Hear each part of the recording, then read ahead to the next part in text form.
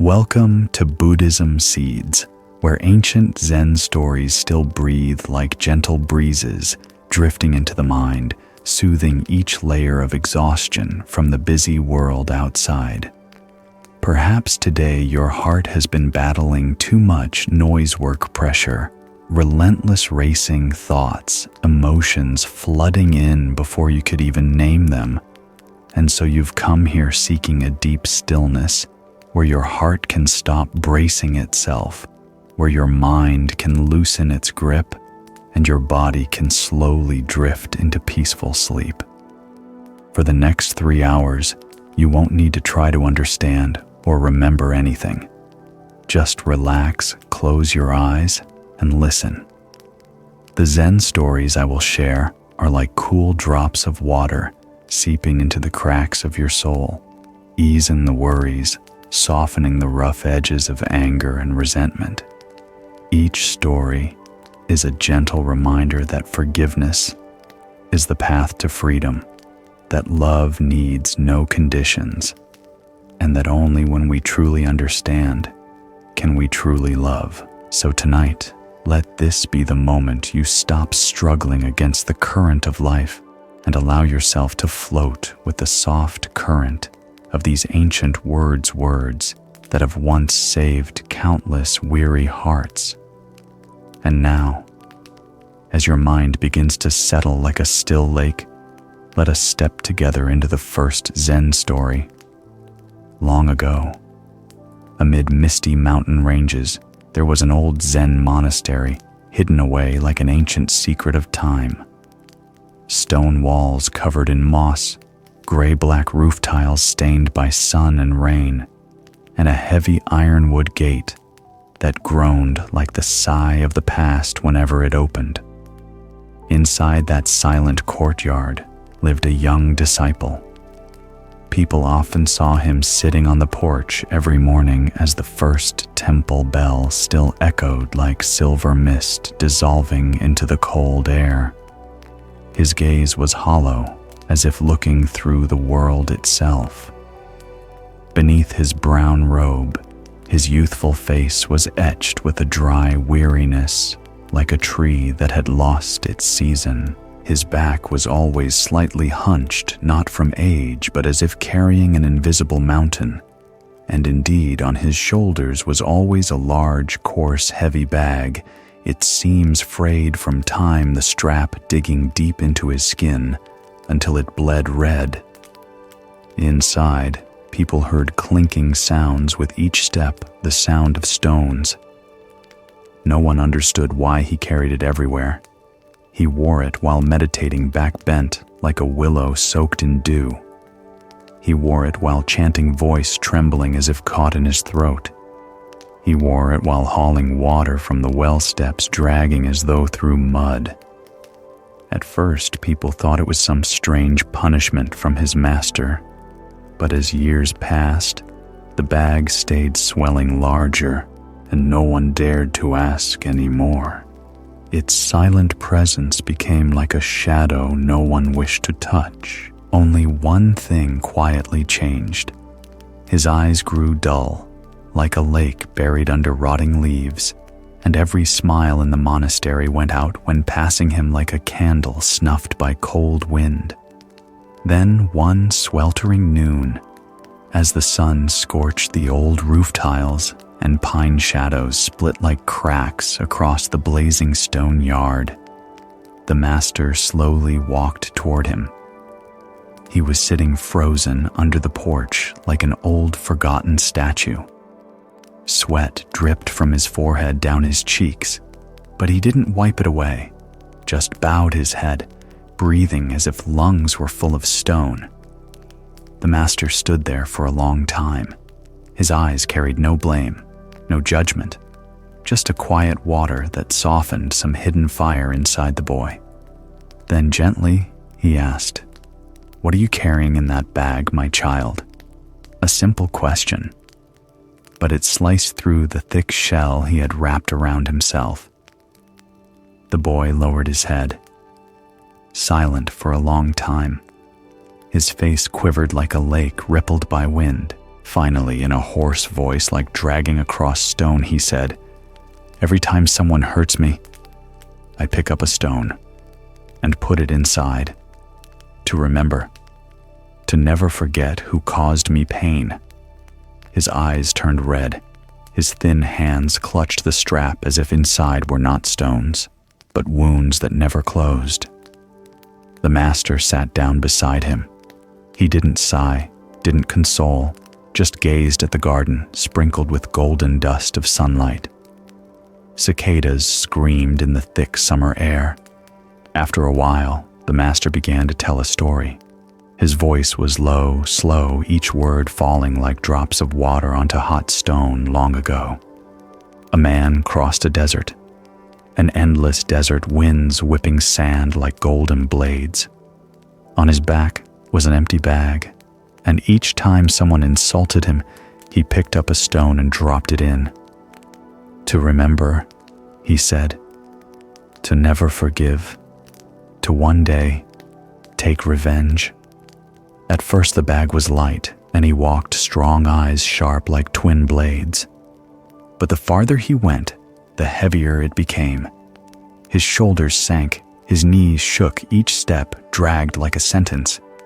The sun cut into his skin like burning knives. The hot wind dried his throat, cracked his lips like drought sand, stung his mouth eyes and the torn flesh of his scorched feet. But still he walked, picking stones. Every insult one stone, every scorn one stone, every cold glance one stone. The bag swelled, pulling behind him like a mountain chain. "I will not forget," he snarled. "I will not forgive."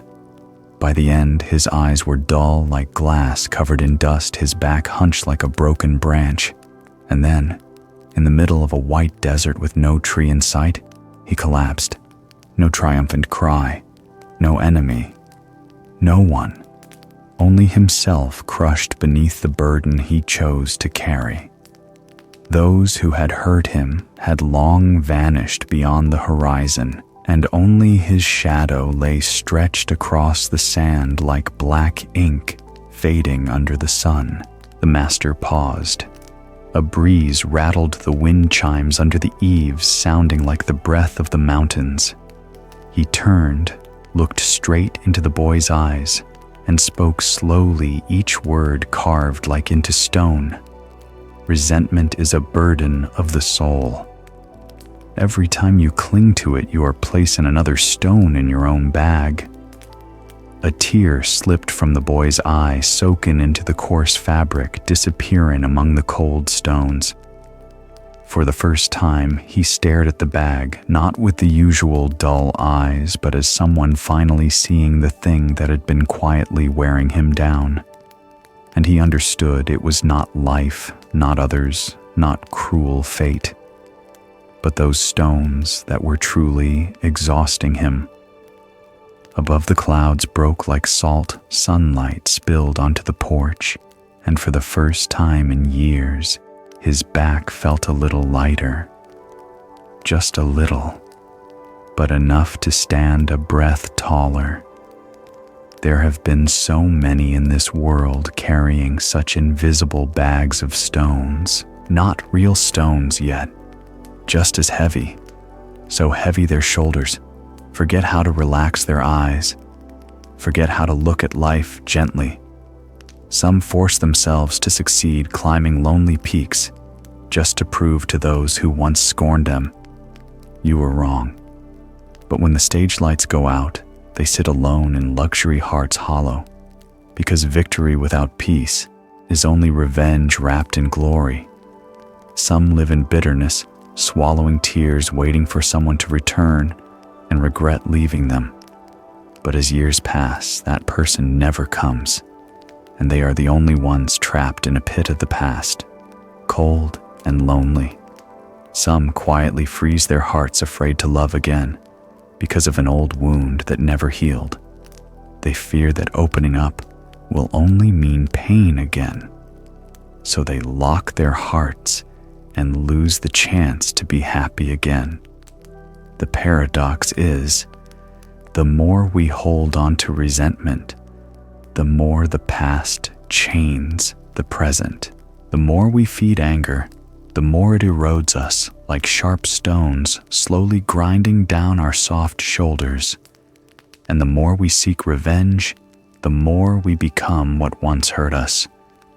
Have you ever wondered where all that weight is really taking you? Or is it only making every step heavier, darker, lonelier? Letting go is not forgiving them. Letting go is forgiving yourself. Many fear that letting go means losing, but in truth, forgiveness is not surrender. Forgiveness is ending the self-torment for others' wrongs. It does not mean what they did was right. It means you will no longer let it control your life. The Buddha once taught, holding on to anger is like grasping hot coals to throw at someone. You are the one who gets burned first. We think we are protecting our pride by clutching anger, but really, we are only burning away our peace. Once a woman came to a small hilltop temple, her face-hardened eyes cold as stone. She said her husband had betrayed her, and she could not forget, could not forgive, could not sleep. Each night she imagined him kneeling in shame as she cast him out. Each morning she woke with a chest heavy as stone. She lived each day like bearing a sentence, though the convict was long gone. Months later, she returned, her face softer, her steps lighter, a hint of light in her eyes. She said, "I once thought I was imprisoning him with my resentment, but it was me who was imprisoned." That sentence still echoes like a morning bell in the temple courtyard. We think we are jailing others in memory, but really, we are locking ourselves inside it. We think we are protecting pride, but we are only dragging a rotten bag of stones that keeps our hearts from flying. And life cannot truly begin while we keep dragging old wounds like stones chained to our feet. The gentlest people are often those who have learned to let go, not because they were never hurt, but because they refused to let the hurt define the rest of their lives. The Buddha said, "Hatred is never ended by hatred, only by love. Is hatred ended? This is an eternal law. When we hold hate, we pour fuel on the fire that burns us. When we release it, we cannot erase what happened, but we stop it from consuming what remains."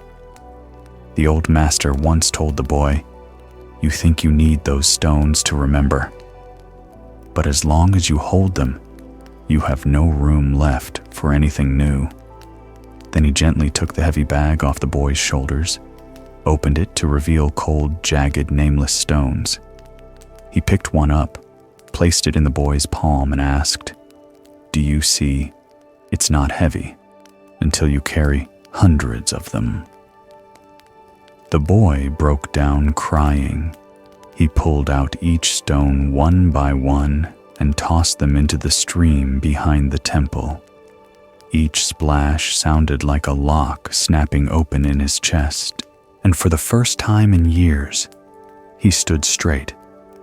Resentment is like carrying an invisible bag of stones. No one sees it, but you know how it wears you down.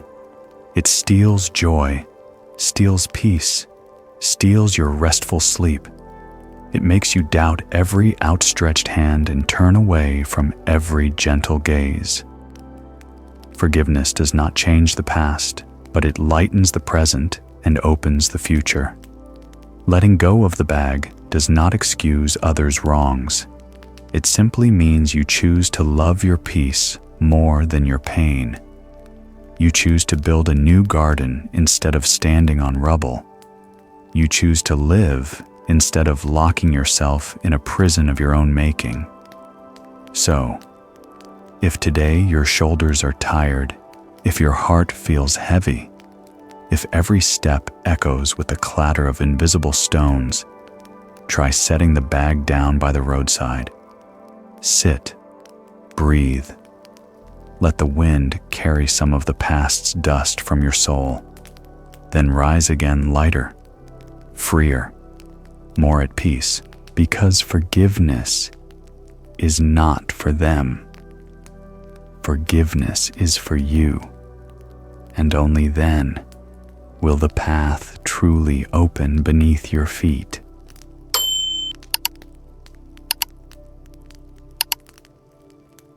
That day, the rain had poured down without stopping for many days in a row. Mountain roads had turned into thick ribbons of mud slick as grease. Cold wind carried a misty wetness threading through every leaf like gray smoke curling around the moss-covered rock faces draping the dense bamboo forest surrounding the ancient Zen monastery.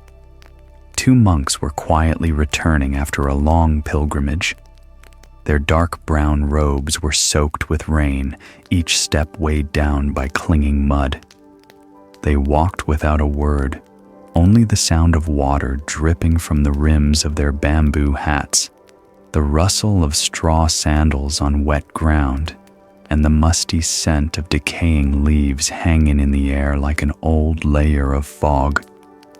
The winding mountain path flickering in and out through the milky curtain of rain finally opened to a small river bank, but the river was no longer gentle as in the dry seasons.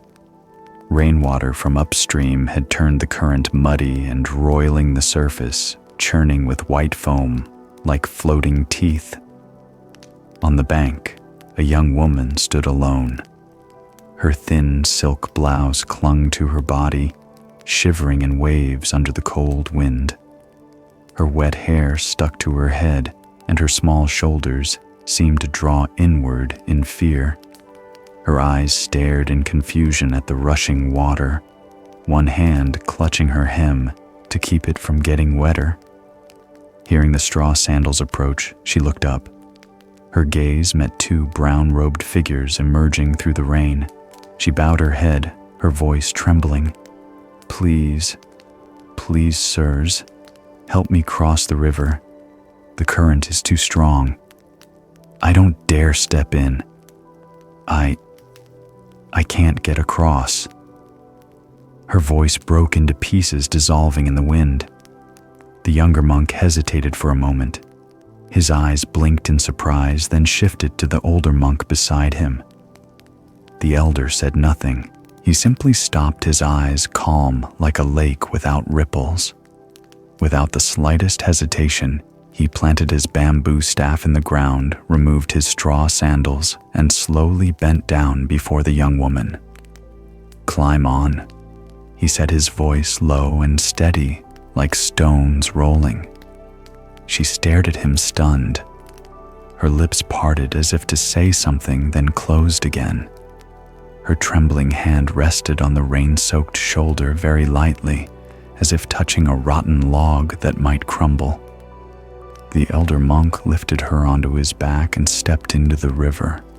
The cold water wrapped around his legs like 100 hands pulling backward. The torrent slapped white foam against his knees. The hem of his brown robe was flung about like soft strands of waterweed. But his posture remained unwavering.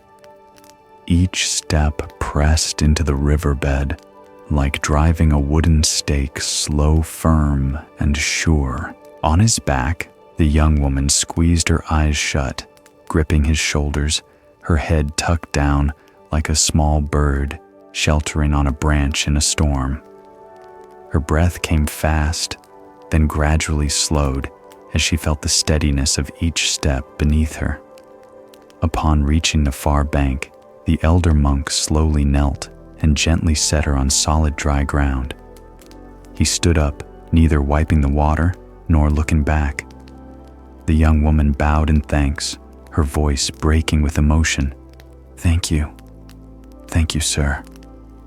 Then she hurriedly gathered her hem and headed toward the town, dim in the gray veil of rain in the distance.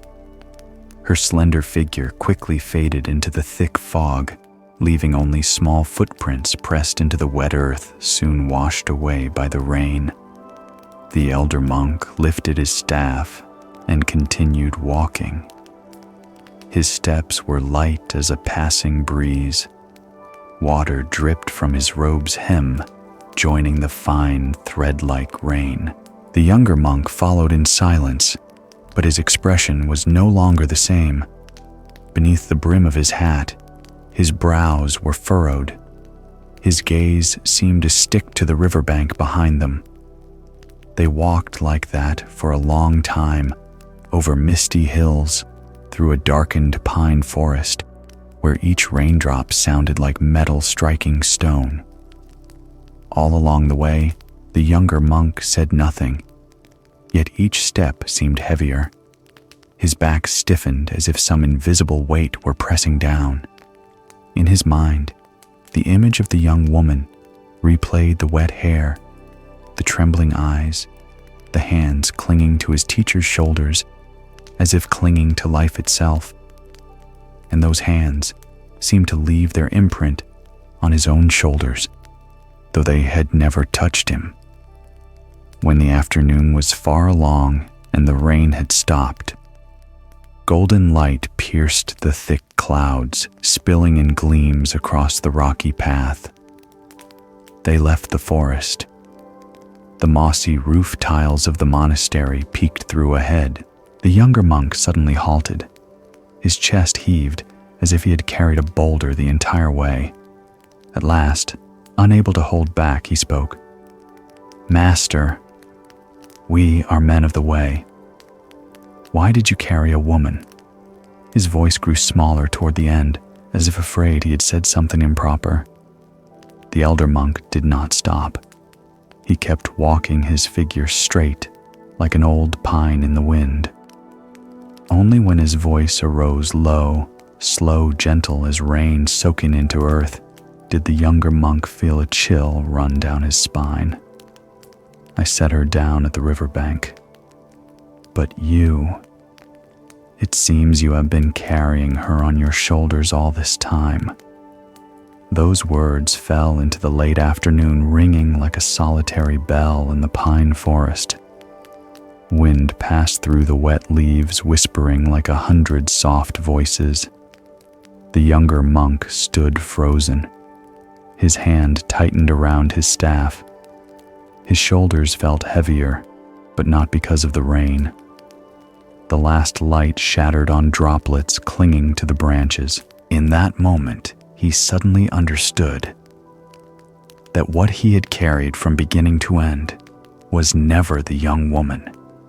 It was his own unyielding notions, and the road ahead would only grow lighter when his shoulders stopped bearing what should have been set down long ago. The first time I heard that story, it was like a bell softly stirring inside. Just one brief answer, yet sharp, as a bright blade slicing through the fog of ignorance, startling the listener awake from a long dream. And then a quiet thought began to surface. How many times in life have we truly set something down? Or have we only imagined letting go while secretly carrying it on our shoulders the whole way? There are things that happened long ago. A cutting insult, like a thorn, a contemptuous glance, a time we were misunderstood, or a silent betrayal. They have passed, yet they still live within, not spoken of, yet present in restless sleep, not named yet woven into each morning's breath. People go on living, smiling, working, and yet sometimes still turn their heads to look back, even while standing in the present. Those young women by the river are precisely the memories we have not set down. People often believe that keeping painful memories is how we remember the lesson. They think clinging to them protects us from being hurt again. But in truth, the tighter we cling to the past, the more we bind ourselves to it. The more we try to remember so we won't forget, the more we unconsciously turn every present step into a shadow of the past. The more we try to protect ourselves, the thicker the wall we build between us and life. Some have left a painful marriage years ago, yet still mouth the same bitter words each day, like tiny needles lodged in the flesh that refuse to dissolve. Some have changed to a new job, yet clutch the injustices of the old one, their eyes always wary like a bird once pierced by an arrow. Some have recovered in body yet live like the chronically ill, because they refuse to let go of the victim identity they draped over themselves. They move on, but each step drags the ghosts behind them. They live, but are no longer truly present in their own lives. Like that younger monk, his feet already on a new road, but his mind still lingering on the old riverbank. No one can move forward while the heart keeps looking back. No one can walk lightly while carrying the past on their back. Attachment is an invisible chain. It makes no sound yet restrains every step. It cannot be seen, yet it wears down our vitality day by day. It turns each new day into a blurred copy of yesterday. And the most frightening part is we often do not even know we are bound. The younger monk thought he was merely reflecting on his teacher's improper act. But in truth, the chain was attachment itself. His teacher was free the moment he set the woman down. The younger monk remained imprisoned by a thought he would not release. Modern life is no different. People carry their own young women by the river. Old arguments, past criticisms, failures that once filled them with shame. They carry them into the office, into new relationships, even into dreams that haven't begun. These seep into their words, their guardedness toward others, even the way they look at life. And then they mistake it for personality, for toughness, when in fact, it is only the dust of the past they have not brushed off. A man in his 50s once said that in his youth, he was swindled by a partner lost. Everything went bankrupt. His family scattered. 20 years later, he still lived with a vigilant gaze, hoarded every penny as if it were life itself, and could not trust even a handshake. He said, "You can't trust anyone anymore. If I forget, I'll be betrayed again." What he did not realize was, precisely because he could not forget, he had never truly lived a new day. He was still standing on that same riverbank, staring at the rushing waters of resentment, unable to step across. Letting go of the past is not denying it happened. Letting go is looking it squarely in the face and choosing not to carry it anymore. Like stopping on a long road to shake pebbles from your shoes, not to reject the path you've just walked, but to free your feet so you can keep going. The more we cling, the heavier our pack. The heavier it is, the slower our steps. And when we are too weary, we stop in the middle of the road, forever. Studies in psychology also show that constantly holding on to negative memories triggers excess cortisol, the stress hormone weakening the immune system, impairing memory, and increasing the risk of depression. Attachment erodes not only the soul, but the body as well. Some things are very hard to release, especially those that once shattered the heart. But letting go is not absolving the one who did wrong. Letting go is refusing to let them rule the rest of your life. They have left. Do not let them go on living in your head, in your heart, in every decision you make. Whenever the old memory rises, tell yourself that matter was set down by the river. After saying those words, the elder monk simply kept walking his bearing serene, as if nothing had happened. Because he knew the mind is like water. Only when it is free of ripples can it reflect the sky. Some memories need to be set adrift like a leaf, so your hands have room to hold what is new.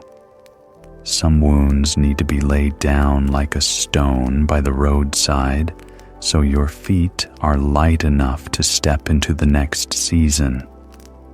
If something is still holding you back, remember this: the road ahead opens only when you stop looking behind. For attachment drains the energy of life, and letting go of the past is the only way to truly move forward.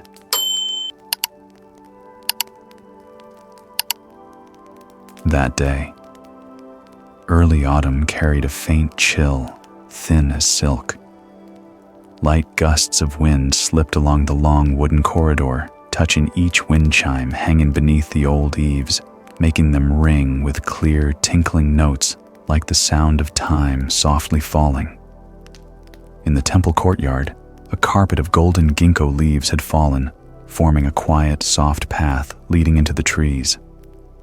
In a simple room tucked behind that corridor, the Zen master sat motionless like a wooden statue, eyes gently closed, breath deep, even, and light. In front of him on a wooden table colored by time was a white porcelain cup.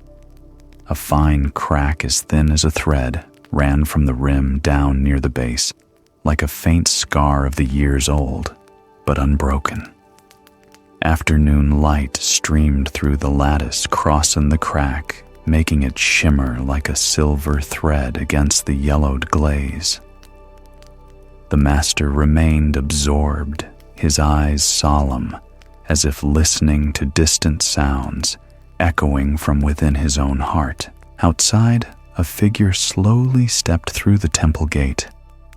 Footsteps sounded very softly on the dry leaves, as if afraid to wake the resting air of this place.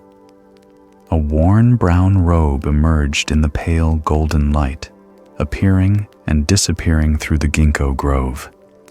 It was a former student, once the closest to the master, once entrusted with the most precious ancient scriptures, allowed to sit by the table on winter nights while the master hand-copied texts by oil lamp light. But years ago, he was the one who betrayed the master. He took the temple's most precious scriptures and left in the middle of the night without a word of farewell, abandoning his vows to chase fame and fortune in the bustling world. By morning, the room was empty, like a body stripped of its soul. The news pierced the master's heart like a cold blade. He who had loved the boy like his own son, who had believed that in that young heart there was a pure lotus bud, and now, after years of obscurity, he returned. His face was gaunt, darkened by wind and dust, his eyes full of things left unsaid. The clear light of the past had faded, leaving only gray ashes of fatigue and regret. He walked across the stone courtyard covered in yellow leaves down the misty corridor and stopped before the master's door, where the faint scents of old wood and dried ink still lingered. He knelt. His forehead touched the cold ground. His trembling hands clutched the hem of his worn brown robe, as if grasping the last thread still tied to the past. His voice choked as if a stone were lodged in his throat. "Master, please, forgive me." The Zen master remained still. No words, no furrowed brow. Only a light breeze slipped through the crack of the door, gently stirring the silver hairs at his temples. He quietly opened his eyes. His gaze was not anger, not reproach, but a sadness deep as evening shadow, a sadness that had lived through many seasons of falling leaves, a sadness no longer wanting to punish, only to understand. He reached out slowly, and lifted the cracked cup from the table. His fingers were thin, yet steady. The cup tilted slightly in the afternoon light, the crack showing more clearly, like an old wound just named by the light. The master gently placed the cup into the student's hands. His voice was low like the temple bell at dusk echoing from afar. "Do you see the cup is cracked, but it can still hold water. It only needs a gentle hand to support it." The student bowed his head very low. His shoulders shook, and then he burst into tears. Hot tears fell onto the cup, tracing along the crack, as if to wash away the dust of time, as if trying to mend with everything broken inside him. The master sat there silent. He did not embrace him, nor push him away, only remained still like a stone pillar in the stream, letting the rushing water slow and calm on its own. In the quiet room, the wind brushed the wind chimes hanging outside the eaves. They chimed very softly, but it sounded like forgiveness dissolving into the air so light it was almost intangible, and yet enough to make a once broken heart begin to beat again. Outside, the sun sank behind the mountains. The last rays stretched like golden threads across the deep purple sky. On the old wooden table, the cracked cup still lay there, beads of water glimmering like jewels, the crack shining like a thin line of silver. And in that fragile moment, perhaps a true healing had begun. The first time I heard that story, it felt like a gentle knock on the heart, not because of the betrayal, but because of the tenderness in the forgiveness. For forgiveness cannot erase the fault, but it can heal the heart. People often mistake forgiveness for a kind of judgment, as if sitting above with scales and hand measuring whether the other person deserves to be forgiven. But in truth, forgiveness has never been an act directed at another. Forgiveness is something done for oneself to be freed from the invisible chains of the past. Forgiveness is not erasing a wrong, but refusing to let that wrong continue to rule one's present life. Some people hold a wound too long, like hiding a cracked cup in a dark cupboard. They dare not touch it, dare not look straight at it, fearing that a single slip will break it further. And so each day they live with a vague obsession that they are permanently damaged, unable to love, unable to trust, unable to heal. Many live like that, keeping a crack in their hearts from betrayal, a cruel word, a cold glance. They think they are protecting the heart, but in truth, they are only locking it away. And when the heart is locked, light cannot enter, love cannot remain. The Zen master in that story did not pretend the crack had never existed. He did not try to glue it, did not try to hide it, did not speak pretty words to soothe it. He simply lifted it gently with full respect because he understood tenderness can preserve even what seems broken. People often say forgiveness is weakness, but in truth, only the strong are gentle enough. Only those with a heart steady as a mountain dare to let go of anger, to hold a wound without letting it break them further. Just like that master still lifting the cracked cup with both hands, as if raising something precious, because he knew the crack does not take away the value of the cup. Just as a mistake does not take away the worth of a person when they truly repent. Forgiveness does not change the past, but it changes the future. The past is like the crack in the cup. It cannot be erased. But if we keep pouring water in, keep holding it with care, the cup can still serve tomorrow's tea. If we throw it away just because of the crack, we lose not only a cup, but all the beauty it could still bring. In modern life, there are cracked cups everywhere.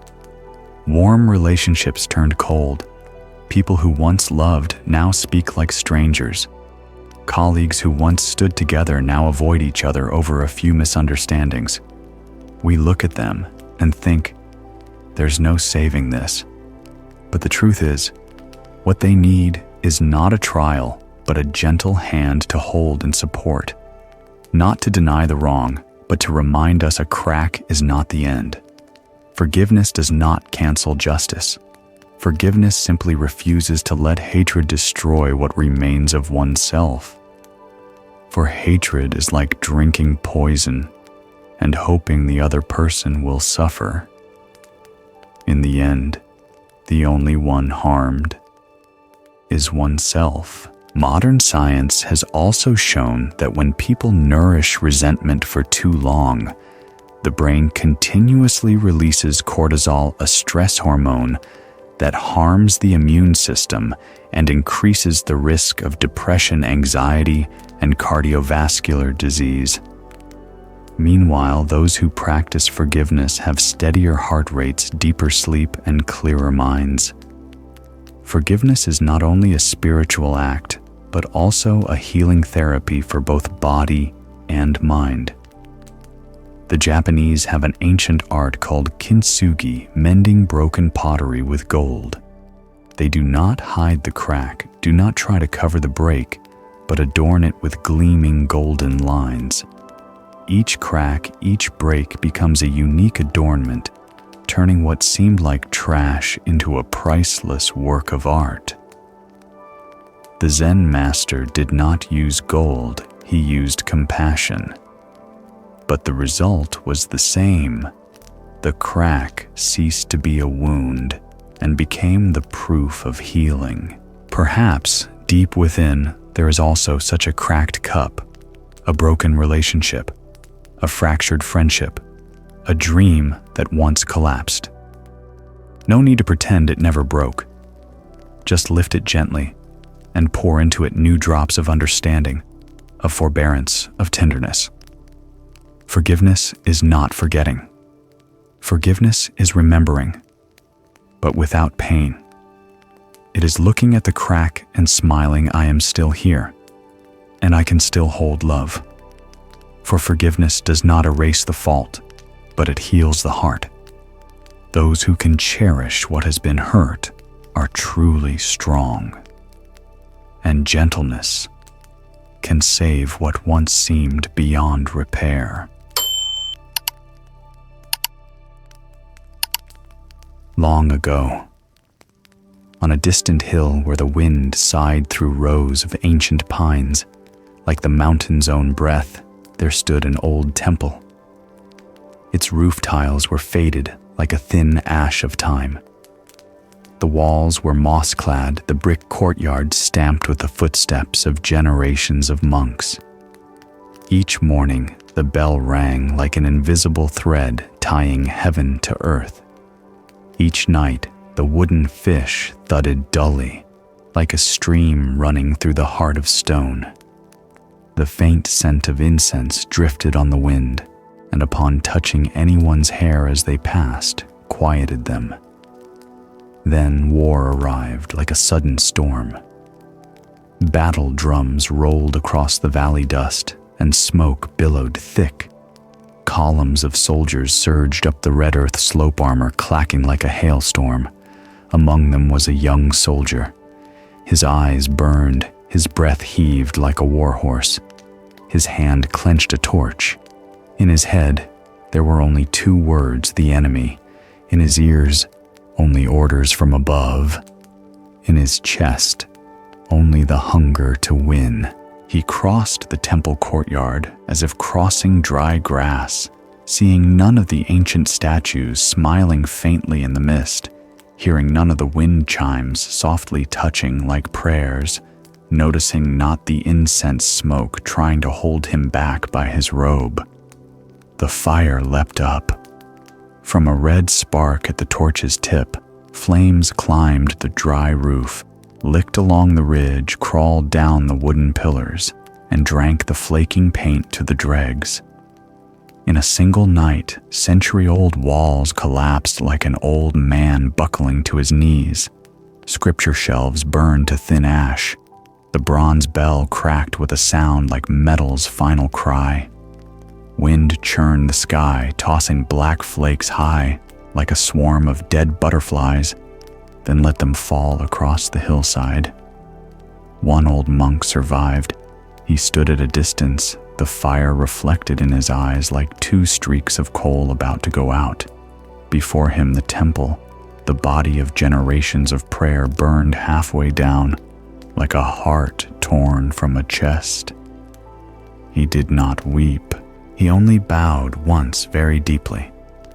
Then when the flames died, with trembling hands, he picked up the cooled ashes, gathering them as if gathering the remnants of memory. By the roots of an ancient pine, he raised a small bamboo hermitage, 4 posts, 1 roof, 1 wooden table. The next morning, a thin bell tone sounded again, not sharp as before, but like drops of water falling steadily on a dry stone, thin, yet lasting, weak, yet resolute, like the heartbeat of someone who has just passed through calamity. From then on, every day was the same. At dawn, he swept the earthen yard, cleared rotting leaves around the pine, and dried a few scorched scripture pages salvaged from the ash. At noon, he cooked a thin bowl of porridge and shared it with travelers who had lost their way. Toward evening, he sat under the eaves, poured tea into a chipped cup, and watched clouds pass over the bamboo roof like things already gone. No one asked what he had forgiven. No one heard him complain. They only knew that each morning the bell still rang steady as the hill's breath. Many years later, the soldier returned to that hill. Silver had touched his temples. Tendons stood out at his neck when he looked up the steep slope. His shoulders no longer braced with rage, yet they seemed to still carry a heavy shadow. He had marched through battles, seen bodies, heard countless cries, and yet among all those sounds, the crackle of burning wood from that night always rose up like an accusation. In his dreams, he still saw black ash swirling, falling on his eyes, on his tongue, into his heart. The red earth slope was unchanged. Wind rose from the valley scented with pine resin. The ground was dry and fissured with fine lines like veins. He stopped before a small bamboo hermitage with a weathered roof. Beneath the eaves, an old monk sat pouring tea. Slender frame, straight back eyes, deep as a lake after rain. His hand lifted the chipped cup with the care of someone lifting something precious. The soldier knelt forehead to the ground. For a moment, all words were choked like sand stuck in his throat. At last, he spoke hoarse, broken. "Am the one who burned the temple that night." Wind rushed through the pines, pulling a long silence behind it. The old monk looked up. In his eyes there was no fire of anger, no reproach, only a still water so deep you could see clouds drifting slowly in it. He set down the teapot and poured another cup. The simple fragrance curled into the air, touching the soldier's nose like a gentle memory of some distant morning. He smiled a thin smile, like a thread of smoke, and slid the cup toward the soldier. "Have a warm drink." The soldier lifted the cup in both hands. Standing in the humble hermitage, he suddenly felt like a lost child who had just found home. Warm steam spread across his tongue down his throat and opened an easy space in the center of his chest. Then, the old monk's voice rose light as wind brushing a leaf. The fire that day burned only wood and stone. Compassion cannot burn. The words fell like a small pebble into a still lake, sending ripples outward without end. The soldier bowed his head, set down the cup and clasped his hands to stop their trembling. He wanted to say, "I'm sorry to confess," he'd lost sleep for years to admit how his heart seized whenever he saw a flame. But before the words gathered, the old monk stood. He went inside and brought out a small bell with a chipped rim. When the temple burned, the great bell cracked. "I found this one in the ashes." He placed it on a straw cushion and struck it lightly with a mallet. The sound was not full, slightly rasping at the end, yet strangely it lingered very long. The bell tone slipped through the hermitage, slid down the hillside, and into the sleep of the grass. In that sound, the soldier heard his own footsteps from long ago, ash falling, and an old master quietly cleaning the ruin. "I burned the temple," he murmured, as if indicting himself. "Yes," the old monk nodded eyes, never leaving the bell.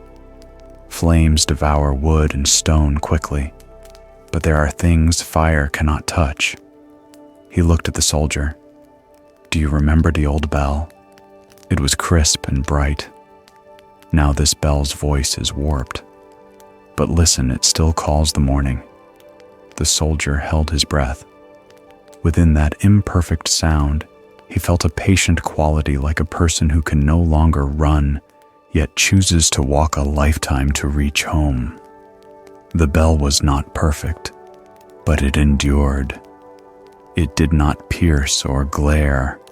It rooted itself into the air for a long time. "I thought that after that night you would hate me," the soldier said, sweat beating at his temples, though the wind was cool. "I was sad," the old monk admitted, "but hatred is heavy, and I am old. I cannot carry heavy things." He slowly poured more tea. "Do you know why I built a bamboo hermitage? Because I needed a small place where a bell could still sound. The old temple burned, the old people left, but each morning the light still comes. I kept one habit kindle, a fire boil, water strike the bell. That is enough to begin the day." The soldier was silent. From the eaves a pine cone fell. The resin's sharp scent rose, then faded. For a moment, details became clear to him: a fine crack running down the cup's side, a speck of dust on the wooden frame of the monk's glasses, a callus on the pad of his index finger, traces of a life spent turning scripture pages. Things too small to notice, yet firm proof of a quiet way of being. The old monk took a small broom from the corner, and with the soldier swept the pine needles gathered along the porch. "When the fire went out, I swept like this," he said, as if telling someone else's story. "Sweep one day, and the yard is clean for one day. Sweep many days, and the heart grows lighter many days. If you don't sweep, the ash thickens. Thick ash trips the feet. That's all. The soldier's voice caught suddenly. He looked down at his calloused hands, long used to holding a sword, and for the first time found them clumsy before a broom. "I don't know what to do with what's left of that night." "Finish your tea," the old monk smiled. "Then help me strike the morning bell." That night the soldier stayed at the hermitage. He lay on a mat, listening to wind brush the thatch insects, plucking a slow tune. For the first time in a long while, he did not dream of fire. In the dark, he thought of many things: friends who had fallen, houses, leveled cries still warm in his ears. And at the center of it all, like a small, bright nucleus, was this quiet bamboo hut with an old man pouring tea and a bell with a warped voice. At daybreak, dew hung in long drops on leaf edges. The old monk handed him the mallet. "You strike it." The soldier raised the mallet, his hand trembling. He imagined smoke, ash, and cinders still inside the bell, the very things he had brought. But when wood touched metal, a sound sprang out thin, deep, clinging to the valley. It did not scold, did not condemn. It only called the morning. He looked up. The sun began to push the night's deep purple off the pine tops, revealing a fresh green. The wind was gentle, like a hand stroking the nape of his neck. In that moment, something slipped from his shoulders, not with a crash, not dramatically, but softly, like ash falling from a robe. "Master," he said, his voice hushed as if afraid to shatter the dawn. "After everything, may I go on living?" The old monk nodded, finishing the missing words for him. "No one can burn what fire cannot reach. You burned the temple, but not the bell. You burned the bell, but not the bell's voice. You can burn the roof, but not the sky." He set his hand on the soldier's shoulder, light, but firm. The fire that day burned only wood and stone. Compassion cannot burn. The soldier bowed very low. A salty taste rose in his throat. He did not ask for forgiveness again. It seemed that within that morning's bell, what needed saying had already been said. He simply lifted the broom, swept a few more strokes across the porch, then paused at the threshold and looked long at the small bamboo hut. The red earth slope down to the valley was as before, but this time as he walked, his footsteps were lighter. The wind carried the scent of freshly cut pine. The wind chimes rang softly like a farewell. Behind him, the bell sounded again, not sharp, not resounding, but persistent, enduring, as if reminding him that some things after the fire prove they never needed fire to shine. And on the hilltop, an old man kept pouring tea into a chipped cup, waiting for the light to pass over the thatch for one more day. Somewhere between ashes and new shoots, a story had changed. Hugh, the story of a once proud flame and a heart that fire could not master. When I first heard that story, my heart was quiet for a long time. Because forgiveness at that level is no longer a single act. It is not an impulsive decision, nor a gentle word in a moment of weakness. Forgiveness at that level has become a state of mind, a serenity, without conditions, a peace that no longer needs a reason. And not everyone can reach such depth, because most of us carry an old belief, whoever errs must pay. We grow up on stories of justice, of karmic law, of balance restored by retaliation. We hold justice like a bright sword, believing only punishment makes things right. But the old monk in that story chose another path. He did not take revenge, nor did he forget. He did not require the soldier to kneel for long, nor demand explanations or confessions. He simply chose not to let hatred define the rest of his life. That was not weakness nor leniency. It was a quiet strength, like an old pine standing alone on a windy hill, needing no strain to prove anything, only to exist and remain evergreen. Some people live their whole lives in the shadow of a single past act, whether their own fault or another's. The soldier was living proof. He carried that night on his shoulders for half a lifetime. Each time he saw flame, he remembered the gentle eyes that once looked at him through smoke.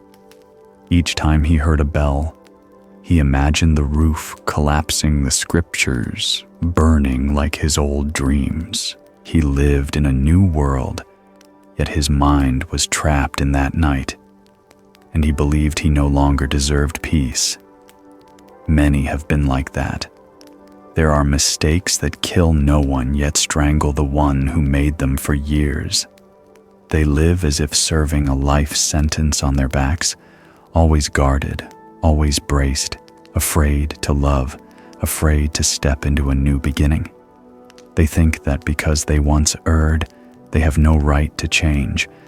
But the old monk showed this: the past does not define the present. A person is not what they did. A person is what they choose to do after realizing they were wrong. Research in psychology also shows that people have a great capacity to remake themselves when given trust. Someone who once struggled with addiction theft or hurting their family when received and seen without judgment can reactivate brain regions tied to motivation and positive emotion, forming new habits. Forgiveness, then, is not only an ethical act, it is a catalyst for transformation. So it was with the old monk's story. He did not deny what happened. He did not say, "It's nothing," because he knew it had left a real scorch mark and once cracked his heart like an old wall. But he chose not to let that char mark decide the rest of his life. He said that fire could not touch compassion, because he understood that if hatred were allowed to root, his own heart would be the first thing burned. There was a man once lost like that. He had been addicted, had stolen, had lost his family's trust. When he resolved to change, no one believed him. Every gaze treated him like a shadow without worth. Yet day by day, step by step, he worked quietly, studied, and helped others lost as he had been. Over time, the person once seen as a burden became a loving father, a dedicated teacher, a support for broken hearts. If one looked only at the past, no one would believe it.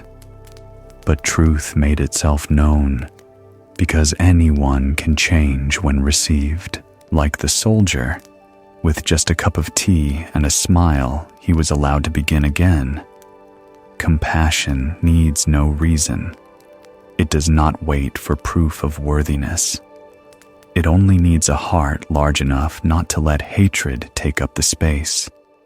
The old monk did not wait for the soldier to kneel long enough to forgive him.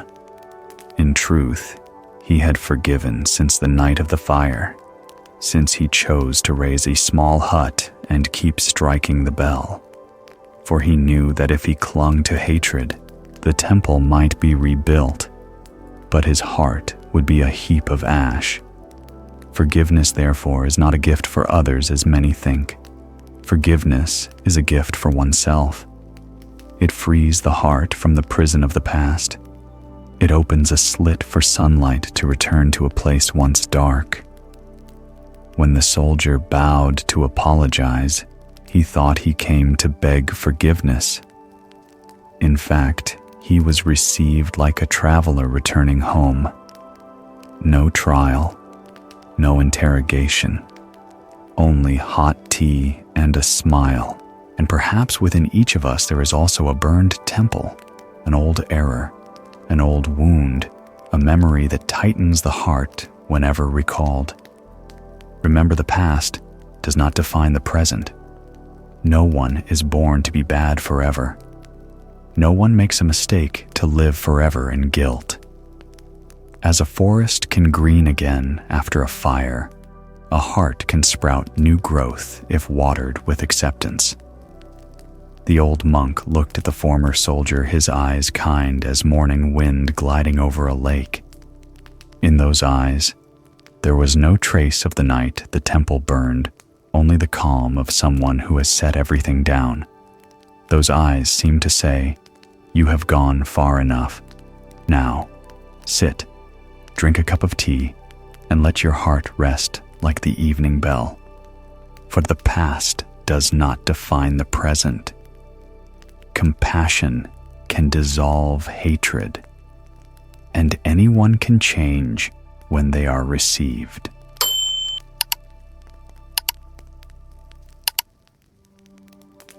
Long ago, a year of crop failure came like a dry curse. The sky withheld rain for many months. Clouds drifted past like torn pieces of cloth without dropping a single drop. The earth split like a turtle's shell, revealing red-brown veins. The river ran dry, exposing stones darkened by sunburn. Fields once green and velvety as a carpet were now only pale yellow stubble pointing at the sky like silent needles. Each time the wind passed, dust rose in waves coating the sagging thatch roofs, with a thin gray powder blurring even the rows of old pines on the hillside. The small temple on the hill fared no better. The vegetable garden behind the temple, withered new leaves curled up like tiny hands drained dry. The stone well that once sparkled was now abyss deep. The bucket scraped bottom and came up with only a dry squeal, and the jars held only a thin layer of muddy residue. The granary was as empty as a cave stripped of its echo. On the shelf, just a few lean jars of rice remained, and in the middle of the kitchen, a basket of cooked rice had been saved to get the sangha through the day. Cold rice balls lined up neatly pale as waning moons. That afternoon, the sun fell red like a coal behind the mountain peak, its ragged light sweeping a coppery band across the hillside. Figures dotted the slope leading up to the temple. Villagers came bodies thin as reeds, eyes sunken cheeks, hollow patched clothes. Many held children limp with hunger. Heads drooped on their mothers' shoulders, necks as skinny as straw. No one complained. They knelt quietly in the courtyard, like dry leaves clinging to the last green branch. The wooden doors of the main hall were half closed. Inside, the Zen master sat chanting. His voice was low and even, like the last stream still running inside a rock cave. When hesitant footsteps stopped at the threshold, he looked up. His eyes were gentle and calm, flat as a lake just past the storm. He stood. The wood floor gave a soft sound beneath his straw sandals. Stepping into the yard, he looked at them, each drought-stricken face, each pair of eyes lit by a hunger beyond the stomach, the hunger for hope. No one spoke. The wind blew, shaking a faded, five-colored prayer flag until it trembled like a thin thread in the sky. He said nothing. Turning away, he went straight to the granary. The door long without oil screeched into a thin line of sound. Inside, it was dark and cool, like a cave's mouth, the rice jars standing still like exhausted old ministers. The master set his hand on the lid of the first jar and lifted it. The rice at the bottom rolled lightly, making a soft scraping sound, like a rare sand shower. He carried out the basket of cooked rice. The scent of cold rice was bland and clean steam lifting faintly into the dry evening. He set the basket in the center of the yard, bent down, took a handful at a time, shaped it tight, then placed it directly into each person's hand. Press place. Press place, simple motions, like a wordless gatha. For the children, he divided smaller portions, adding a thin extra piece enough for the tongue to taste rice for the stomach, to know it had not been forgotten. The disciples looked at one another's faces, going pale. A young novice stammered, "Master, what about us?" The Zen master looked straight at him, the corner of his mouth opening into a kind smile like the last wind of the season. His voice was soft yet clear as a bell struck in each person's heart. A hand does not choose who to hold. If it is someone suffering, the hand needs to open all the more. In the fading dusk, those words fell like a rare raindrop soaking the dry earth with a small coolness. He returned to the granary again. Second jar, third jar. The lids opened, the smell of old rice mixed with the smell of wood. The bamboo scoop was worn. His hand brushed the jar's mouth and felt the bottom show through. Still, He carried it out, set it down, and shared. This time he added the little sesame salt left, sprinkling it like a fragrant intention so the thin rice grains would have a companion going down. Among the disciples, the older attendant's face tightened, then eased. He drew a long, slow breath, as if swallowing his worry.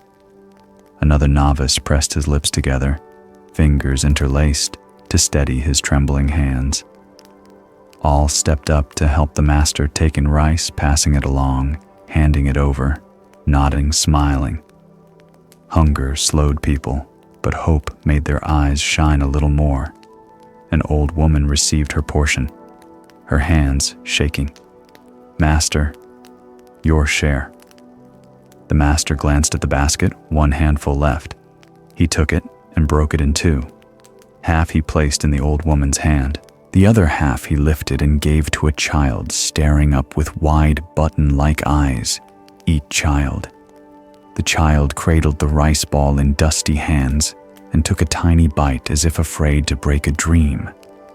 As the rice touched the tongue, his eyes blinked, then brightened. When the basket was empty, the sky had already darkened. A thin flock of birds cut across the purple sky, flying toward the dry forest. The villagers stood and bowed. No one said thank you. Perhaps the words were too small for a kindness too great. They stepped back down the stairs, holding their rice to their chests like warm bundles of fire, then spread down the red slope, leaving lighter footprints in the yard. In the main hall, the oil lamp was lit. The weak flame rose on a thin wick, making the statue's shadows on the wall quiver like breathing. The disciples gathered around the kitchen, honestly facing the emptiness in their stomachs. The porridge pot was empty. The rice was gone. The water jar had dried since morning. Someone asked quietly, "What will we eat tonight?" The master stood at the eaves, looking at the sky. The deep night hung like a great bowl overturned on the hill. In his throat, he tasted dryness. In his belly, he heard wind passing the fence. He turned back and smiled. "Drink tea. Hold a little salt in the mouth. Then sleep early. Tomorrow we rise and strike the bell as usual." Night fell. Wind went across the tiles, pulling the rustle of dry leaves brushing together. In their rooms, a novice lay on his side, hearing his own stomach growl, and another boy turn over. Eyes opened in the dark, all looking at the ceiling as if seeing a large question mark without a period tomorrow. Very late, the master stepped into the yard. He walked slowly around the almond tree straw sandals touching earth. He stopped before the empty granary, placed his palm on the cold wooden door, then moved on. At the eaves, he sat and drew a long breath. Above, the band of stars was broken by dust into sparse points of light. He closed his eyes and let his heart beat steady. Hunger, like a small animal, came close, sniffed, then curled up at the edge of his belly. He let it lie there like taming a stray cat with silence. At dawn, while some rooster in the village still had enough strength for a thin crow, the temple bell sounded. Not loud, not sharp, but clear. This sound did not call a crowd, it called the morning. The disciples woke. Everyone's lips were dry, but their eyes were bright. One tended the fire, one swept the yard, one split the remaining kindling into small sticks. They worked as if everything was still normal, because if the ordinary is lost, the heart crumbles like soil. Before they could wash their faces, figures appeared again on the slope. This time ahead of the villagers were bundles of straw stacks of dry firewood and a few old clay jars filled with cloudy water newly hauled from the rock spring. The village head bowed deeply.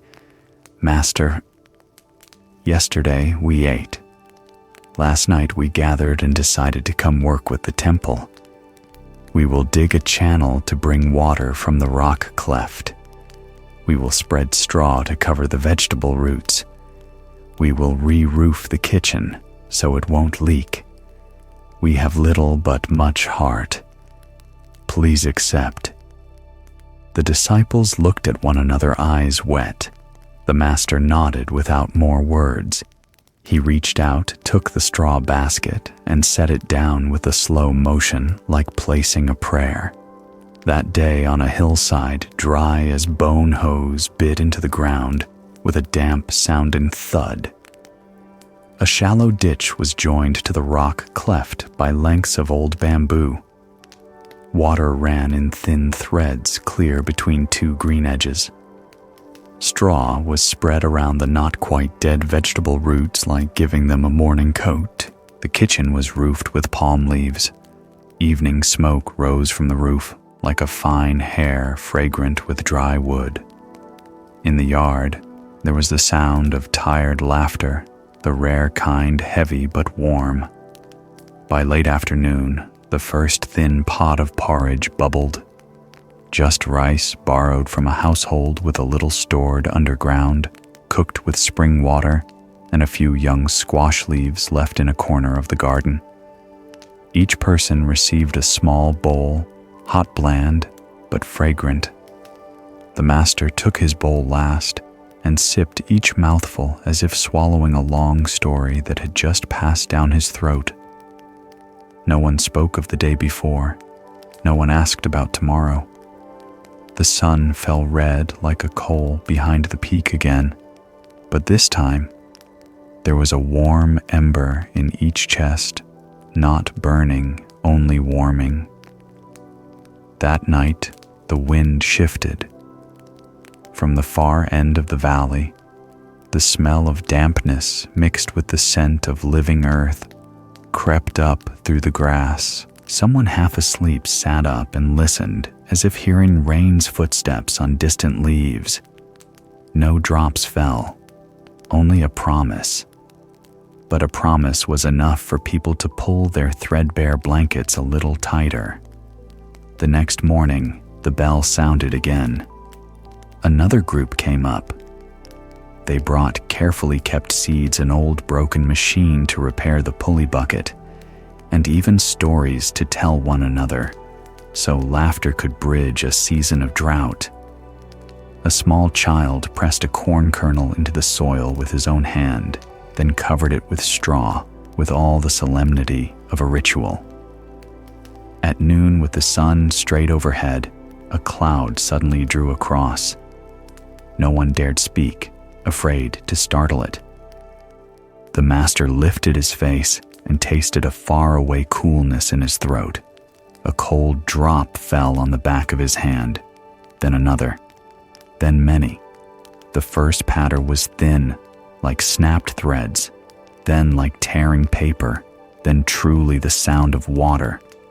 Rain fell, not heavy, but enough to settle the dust, to soften the cracks in the yard, to make the vegetable leaves stand upright, trembling as if hearing an old song.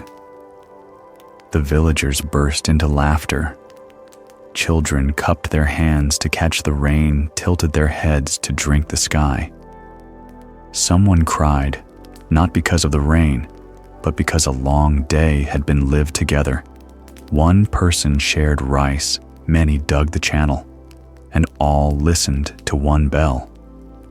Toward evening, as the rain thinned, the master sat under the eaves and poured tea brewed with rainwater just collected in a basin. The clay pot breathed a steady fragrance. A novice beside him whispered, "The other day, I was afraid. I was afraid too." He answered, eyes fixed on the few raindrops left on the tile edge.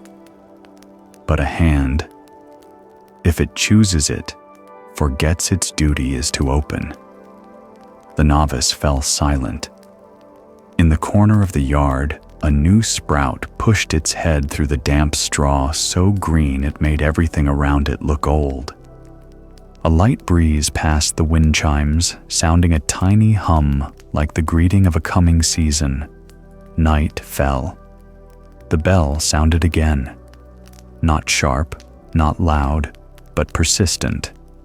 Across the hillside, just bathed in rain, the sound traveled farther than usual, over wet thatch roofs, into kitchens where fires were being rekindled, to bamboo beds where the weary had lain down.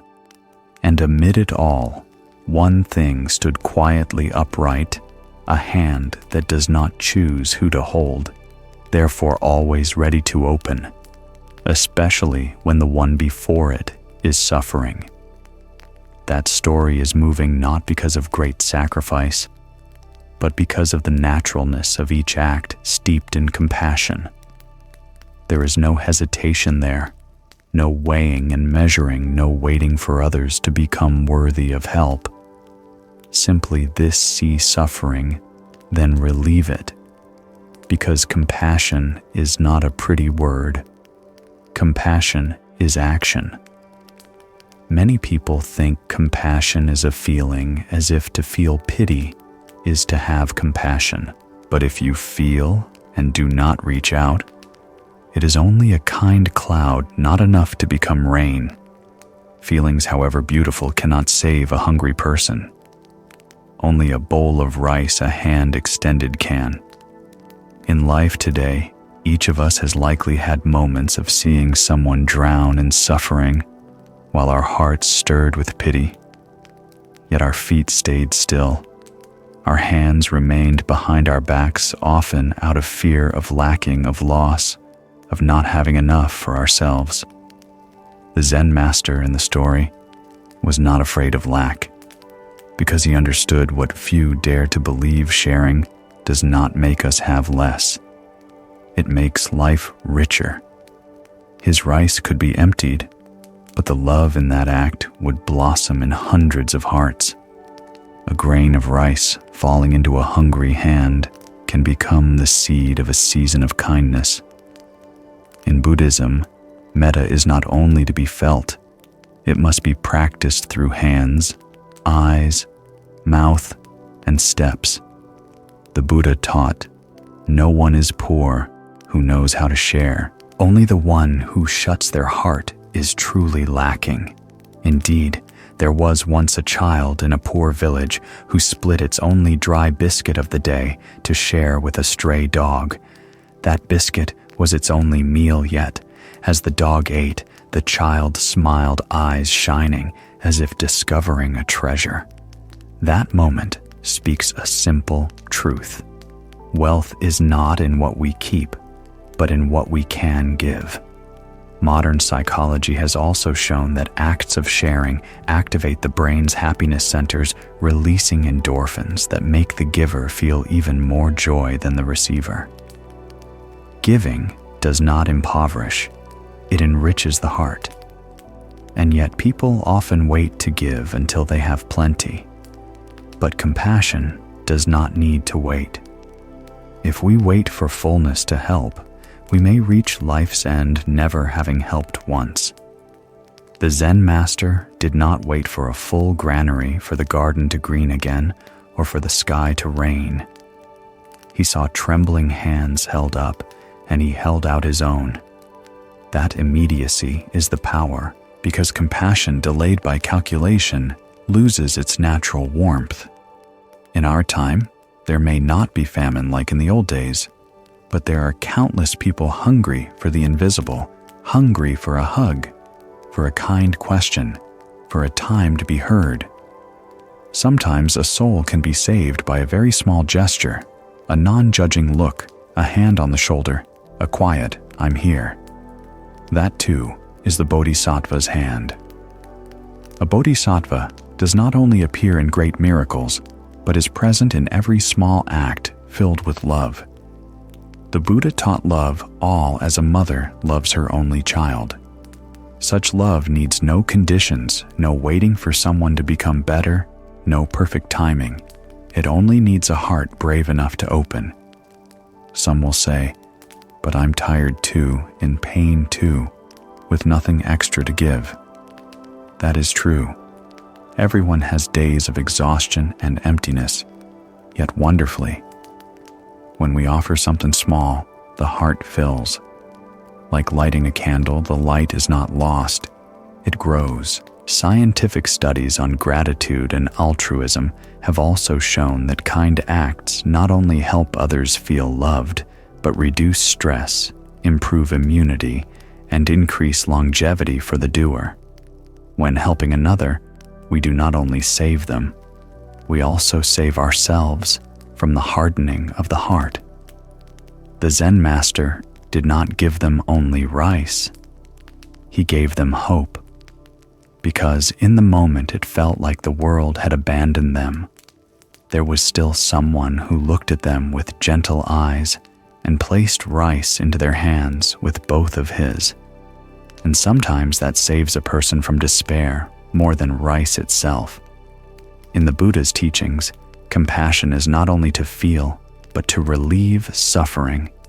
If it stops at emotion, compassion is a flower not yet in bloom. When it becomes action, it becomes real shade for life.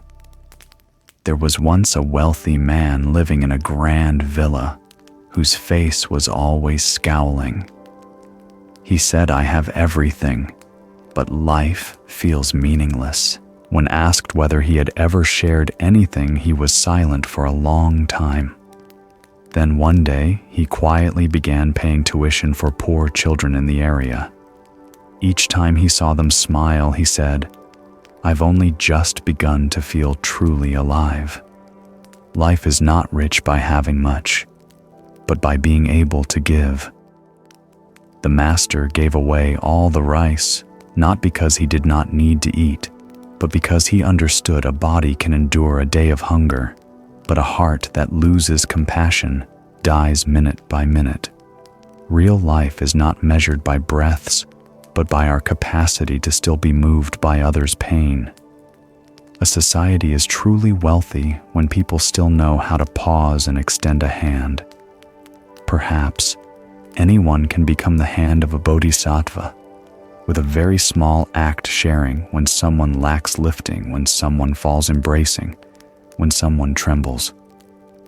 You need not wait to become a saint to love people.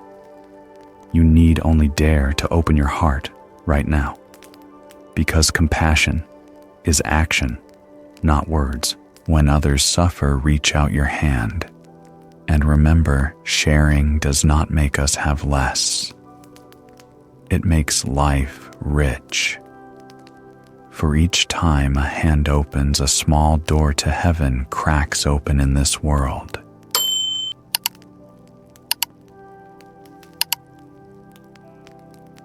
Long ago, on the red dirt road leading to an ancient temple, there was an old beggar who sat tucked beneath a Bodhi tree every morning.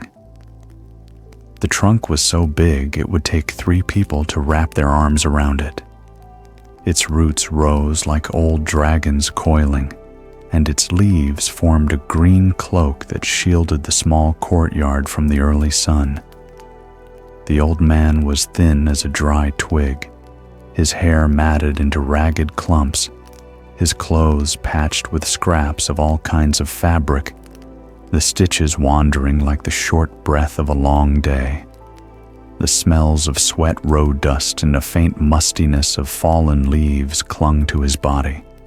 Beside him was a chipped wooden bowl, a crack circling the rim like an old scar.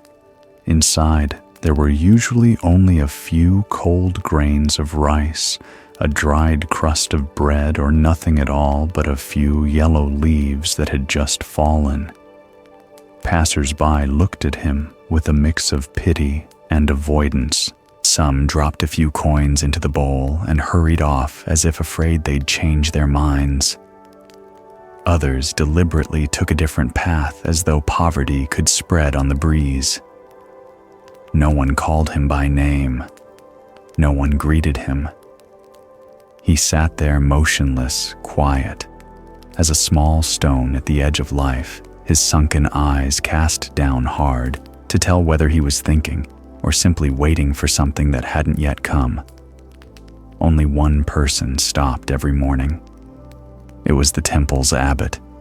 He would walk slowly from the small back gate, bamboo broom in hand, his brown robe so clean and flat that even the threads at the hem lay still. When he reached the Bodhi tree, he stopped, pressed his palms together, and bowed deeply to the old beggar before stepping through the temple gate. Day after day, rain or shine, whether white fog covered everything or sunlight shattered on the leaves, that scene repeated like a sutra never forgotten. At first, passers-by only glanced and moved on, but the abbot's habit slowly turned into a rumor. Some said he was eccentric. Some said he taught the Dharma in a puzzling way.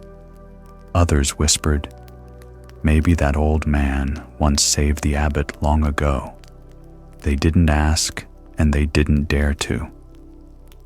The road into the temple kept a question hanging in the air. One day, rain began in the fourth watch of the night. By morning, it was just a fine sprinkle, like someone had scattered salt across the sky. The Bodhi leaves were wet sap, glittering in round drops like fish eyes. The beggar still sat there, back hunched like an old bow. Rain beaded in his hair like silver droplets. The abbot arrived. He set the broom down at the tree's base, took a dry cloth from his sleeve, and laid it over the beggar's shoulders. Then, as always, he pressed his palms together and bowed. The water along his robe's edge dripped to the ground, merged with the thin lines of rain, and disappeared. Another day, a morning of strong wind, Bodhi leaves whirled like a flock of green birds. The abbot stopped again and bowed. In the crowd, ducking the wind, a young novice new to the monastery walked with his teacher. His brown robe was still stiff, his straw sandals new, his bright eyes curious. Seeing this, he couldn't hide his confusion. The words leapt out before he could think. "Master, why do you bow to such a filthy beggar?" The abbot smiled. His smile was thin like tea smoke, his gaze gentle and clear like the first drop of dew on a leaf. He didn't answer right away. He bent down, picked up a Bodhi leaf that had just fallen, and placed it in the student's palm. The leaf was thin, its veins showing like an open hand. He asked, "What do you see?" "I see a leaf." "What else?" "The veins. They're beautiful." The abbot nodded slightly. "Passers-by see him as a filthy beggar. You see a leaf. I see the veins." The novice was puzzled. The abbot then pressed his palms together, bowed very deeply once more. To the beggar, straightened up, and spoke in a calm voice, as if stating something obvious. "I do not bow to filth. I bow to the Buddha within him, even if he himself hasn't realized it." The wind stilled for a breath. The leaf in the student's hand quivered slightly as if it had a pulse. He looked at the beggar's face again. Yes, the hair was matted, the clothes torn, the bowl chipped. But in those dark eyes, if you looked closely, there was a tiny point of light flickering like a firefly lost in daylight. His throat suddenly felt dry, as though he had just spoken too roughly to a fragile secret. In the days that followed, he chose to circle around to the front gate, just to witness the scene. He began to greet the beggar first, at first, very softly, then louder. The beggar did not reply, but the hand holding the bowl clenched less. Sometimes the novice placed a few pressed rice grains from the temple kitchen into the bowl, enough so it wasn't only filled with yellow leaves. Once he put in a small green Bodhi bud like jade, then ran off embarrassed.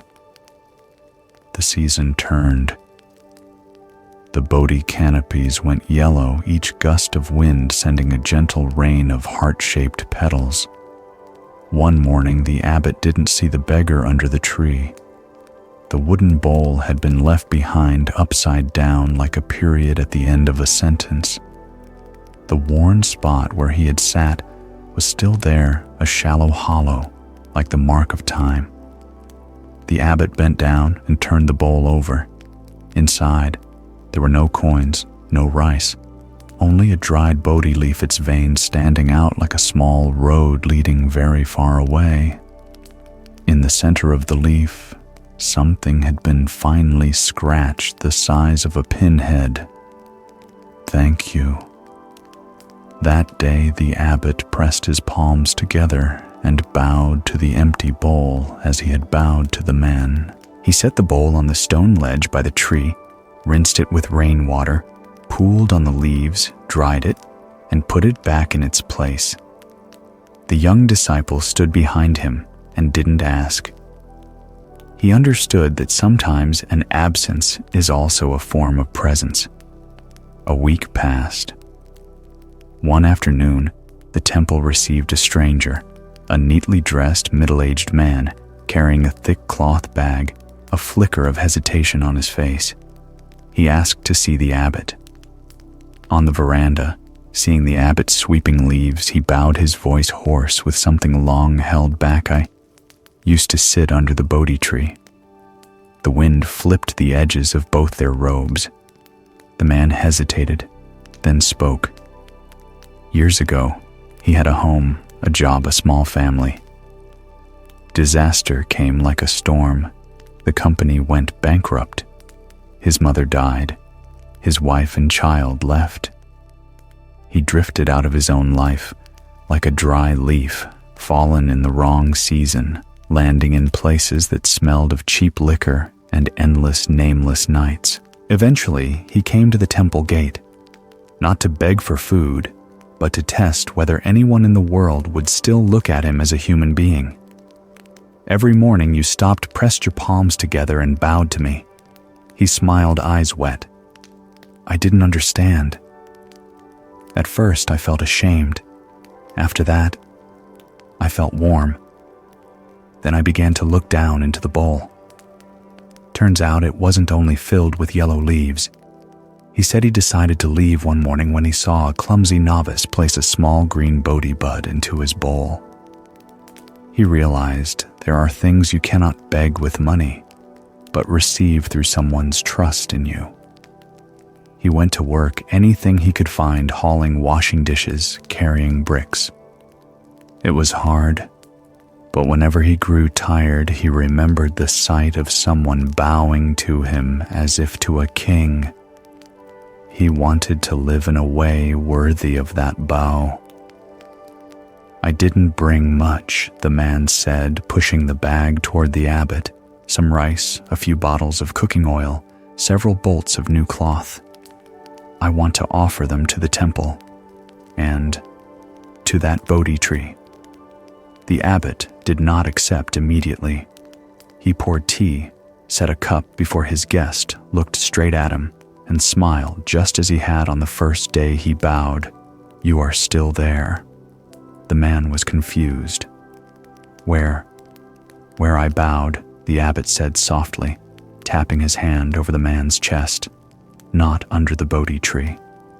There was a brief silence. Then the wind chimes tingled softly on the eaves as if someone had touched them with a warm finger. The man covered his face. His shoulders shook.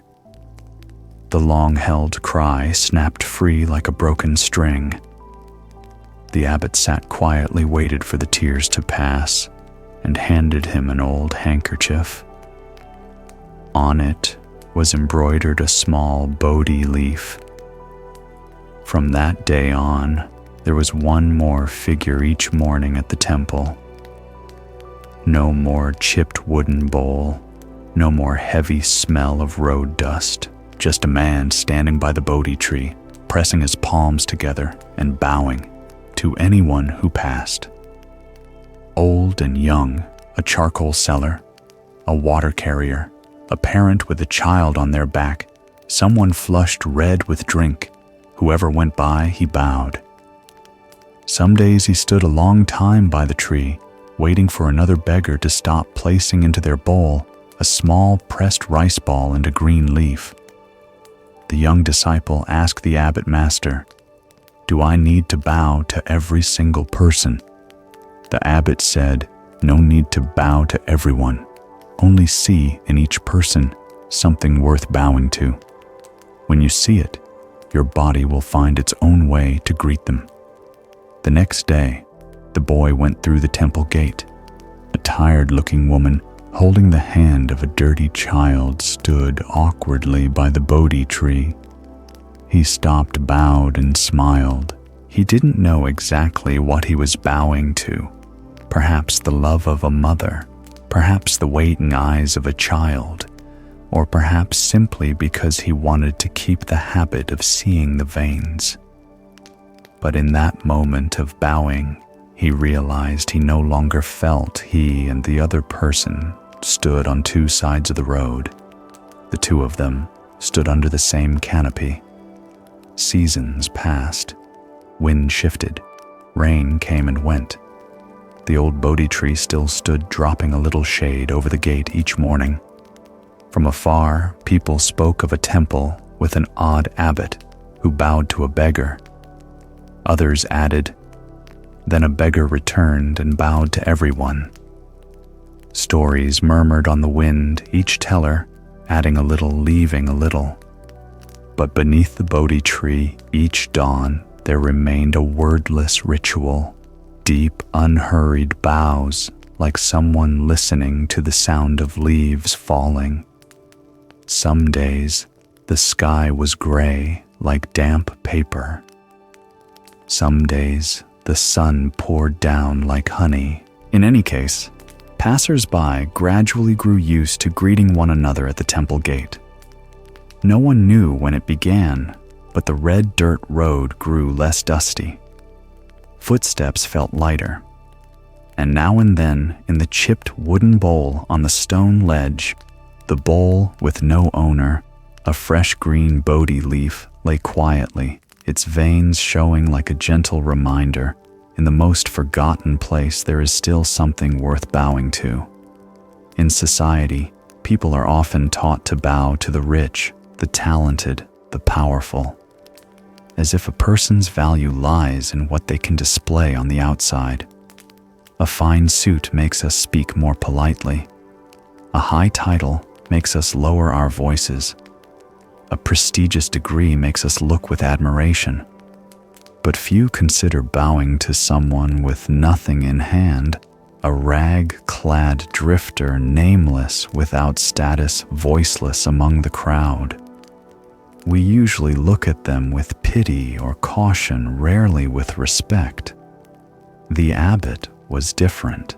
He saw what others did not, that every person, no matter their present state, carries within a seed of Buddha nature. However much it's covered by the dust of poverty, filth, mistakes, and failure, that seed remains silent, like a sprout beneath dry soil, waiting to be recognized, waiting for a gentle hand to water it, waiting for the first gaze that believes it can grow. While people rush to label one another by clothes, jobs, wealth, and titles, he looked through those layers to the core, the place where the heart still beats quietly, where awareness still shines like a strip of moon behind clouds, where the potential for goodness sleeps waiting to be awakened. The beggar himself might not have known he had that seed. Perhaps he had grown used to being seen as a shadow, used to living with head bowed, used to enduring in silence. But the abbot knew, and he chose to treat him not as a beggar, but as a Buddha not yet awakened. He didn't need to say, it didn't need to preach, didn't try to reform anyone. Just one very deep bow made with true respect. Because he understood that respecting others is respecting oneself. The way we see others is a mirror of our own hearts. A person who habitually looks down on others will sooner or later have a heart dried and hardened like land cracked by furious sun. Conversely, one who knows to bow to all living beings finds their heart softening and brightening like a lake at windless dawn. Modern psychology has also shown when we express compassion and respect, the brain releases oxytocin, the bonding hormone that soothes stress and increases a sense of safety. That means each time we look at someone with respectful eyes, we not only lift them up, we also heal ourselves. Some object, but what good has that old man done? How can you call him a living Buddha? In truth, the abbot never called him that. He didn't confer titles or erect altars. He simply bowed because he understood that sometimes if just one person sees value in us, that very gaze can make us begin to live as someone truly valuable. A seed sleeping in the ground needs a drop of water to sprout. A soul that seems abandoned needs a trust and look to bud again. Love begins with seeing. Not seeing what someone has now, but seeing what they can yet become. Some children grow up under scorn, never trusted by anyone, never greeted with respectful eyes. They put on the armor of inferiority, withdraw into themselves, or grow fierce to hide deep hurt. Then a single person looks at them gently, says, "Just once I believe in you." And an entire forest of goodness sleeping within them can awaken. So it was with the abbot. Bowing to the beggar, he said nothing, only repeated the gesture each day, like watering a dry patch of earth, drop by drop. And then the miracle came. The beggar under the Bodhi tree, after months of sitting like a stone, began to bow back whenever the abbot passed, at first, very slightly, later, more deeply. He began to smile, to lift his head and watch sunlight sift through the leaves. The wooden bowl was no longer only a container for leftovers. It became a place where small Bodhi buds appeared each morning. He didn't say it, but his eyes were no longer dull like cold ash. They shone with something soft as honey. Perhaps he had not become a Buddha, but surely he had begun to see the Buddha within himself. An old teaching reminds us, when you bow to someone, you remind yourself that between you and them, there is no higher or lower. Bowing is not to lower yourself, but to brush aside a layer of pride. Each bow opens a space for compassion to sprout. In the Buddha's teaching, all beings have Buddha nature, that is, all have the capacity for awakening, all carry seeds of compassion and wisdom.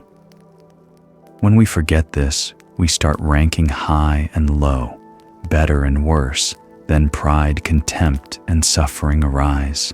When we remember, we begin to see others as equals, and love arises naturally, like water flowing from a spring.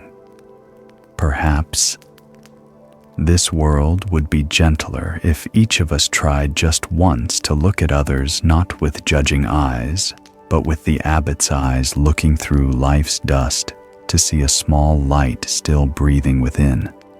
For everyone carries a seed of Buddha nature. To respect others is to respect ourselves. And love always begins with seeing the value in them.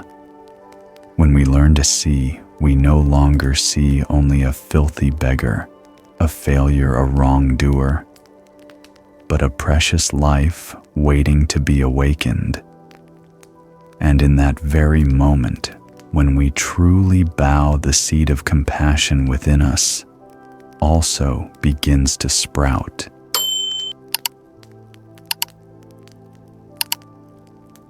Long ago, on the windy slope of a mountain, there was a small Zen monastery nestled among rows of old pines that whispered like keepers of the cloud's sleep.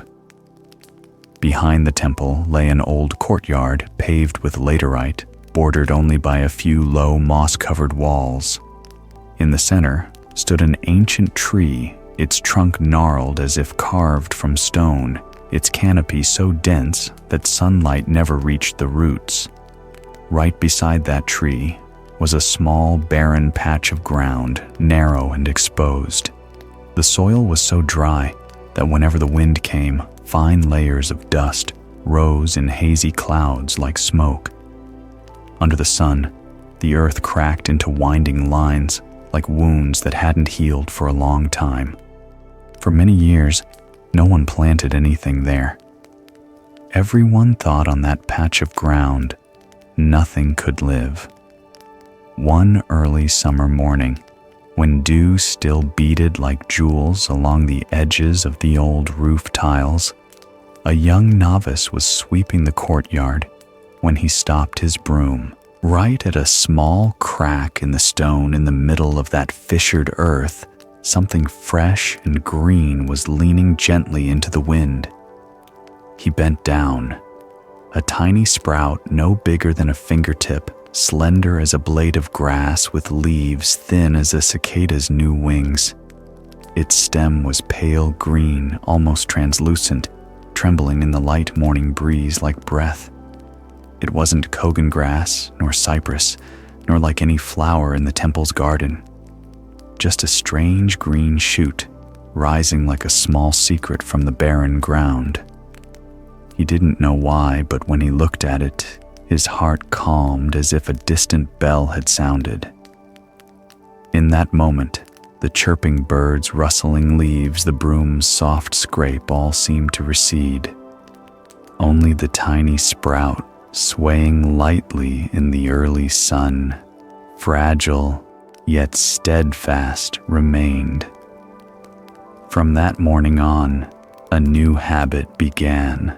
After the dawn practice, while others were busy preparing the meal, he would quietly walk to the well behind the temple, draw a ladle of cool, fresh water, and step carefully over the stone floor so as not to spill a drop. Kneeling beside the dry patch, he poured water drop by drop around the tiny sprout as if watering something more delicate than dew. No one told him to. No one noticed. Day followed day.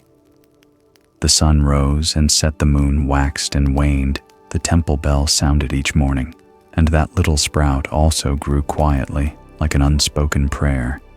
It lifted itself above the crack in the stone, its stem fine as thread, and one morning a small bud appeared. Then the bud opened into a flower, a wild flower, nameless, scentless. Not brilliant like the lotuses in the temple pond, not proud like the crimson peonies at the gate.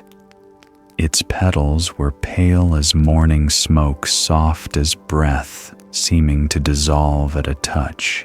But to the novice, it was the most wondrous thing he had ever seen.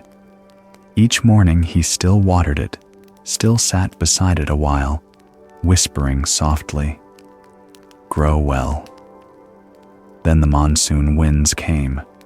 Cold gusts swept down from the summit, bringing white sheets of rain that lashed across the temple roof. The well filled, but the soil around the flower turned sodden. The thin petals began to wither, spinning away in the wind and falling like drops of smoke. The stem shrank dried, and one morning it bent and broke to the ground, thin as a strand of straw. The other novices saw and laughed. "It's dead, why water it anymore?" He didn't answer. He simply drew water as always and poured it over the patch where the flower had stood. Every morning, not missing a single day. The ground lay bare, nothing left but a few decayed petals mixed into the mud. Still, he watered. The water soaked in, darkening a line in the dry earth, then vanished as if it had never been. After many days of watching, the abbot called him over to the veranda one morning.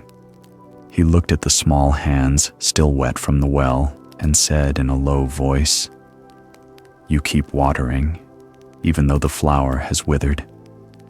The boy nodded, his bright black eyes lifted. His voice was as small as wind passing through leaves. "I don't love the flower for its color or scent. I love it because it once lived." The old master looked at him for a long time. In his eyes, the afternoon sunlight seemed to soften. From that day on, no one laughed when they saw the boy watering the empty patch. Someone quietly placed a small stone there, like a memorial. Sometimes someone would stop, stand silently for a few minutes, and then go. The soil remained dry. Nothing sprouted. But it was no longer barren, because a heart remembered each day something that had once lived there. In a world where things are often measured by usefulness and appearance, a young novice choosing to love a flower not for its beauty, not for reward, but simply because it had existed, is as rare as moonlight slipping through clouds. Love needs no conditions. It is both the first lesson and the hardest one in this life. Most of us grow up with invisible teachings that love must have reasons. Be good, and you'll be loved. Help only those who deserve it. Keep only what's still useful. And so we carry that habit into our relationships. We love only when others are attractive, talented, successful. We value only when they still bring us some benefit. But true love needs no conditions. It doesn't wait for a blossom to be resplendent before bringing water.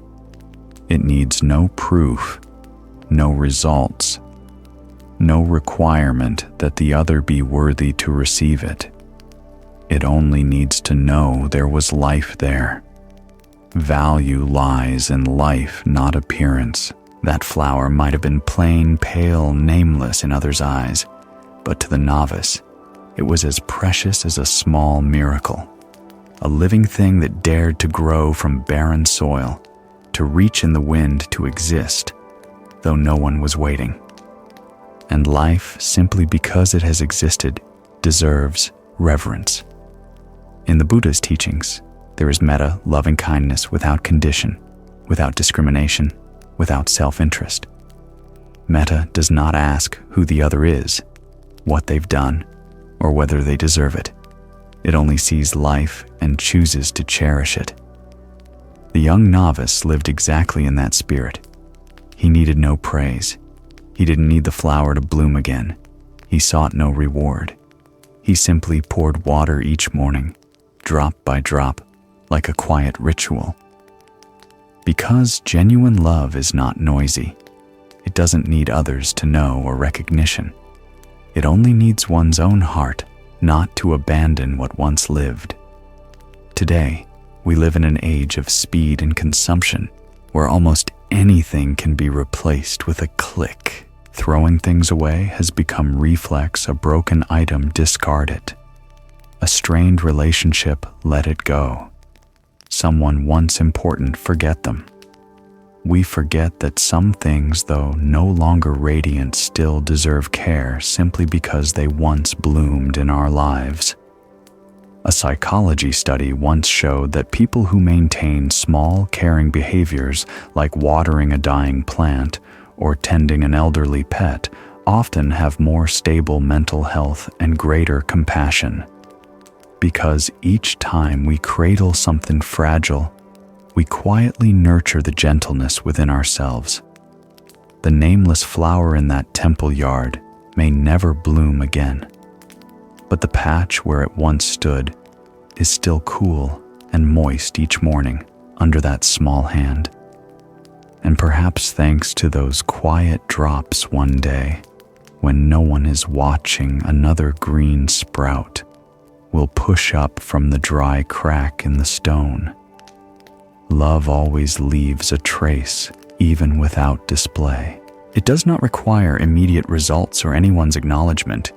It only needs persistence, like a thin stream wearing down stones, silent yet enduring. Because love needs no conditions. Value lies in life, not appearance. And tending with patience is the expression of metta. Within each of us, there may be a flower that once lived a person who was once important, but has faded an old dream, broken off a part of ourselves long neglected. They may no longer be radiant, useful, or admired. But if there is even a little life left, they still deserve care. For when we tend to what seems small, we preserve the roots of our humanity, keeping the heart from turning to stone in an age grown too cold. True love needs no reason to begin. It only needs a heart willing to pause, to bow, and to pour the first drops of water. And those quiet drops may one day make the whole barren ground bloom.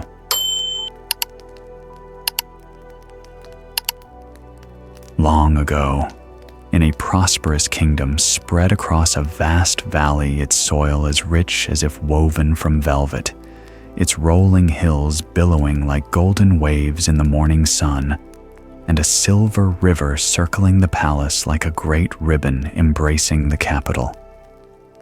The royal palace was magnificent, its tiled roofs gilded and glittering like 10,000 drops of sunlight, its walls faced with marble reflecting the sky, and the imperial gardens ablaze in every season, flowers blooming as if they did not know how to fade.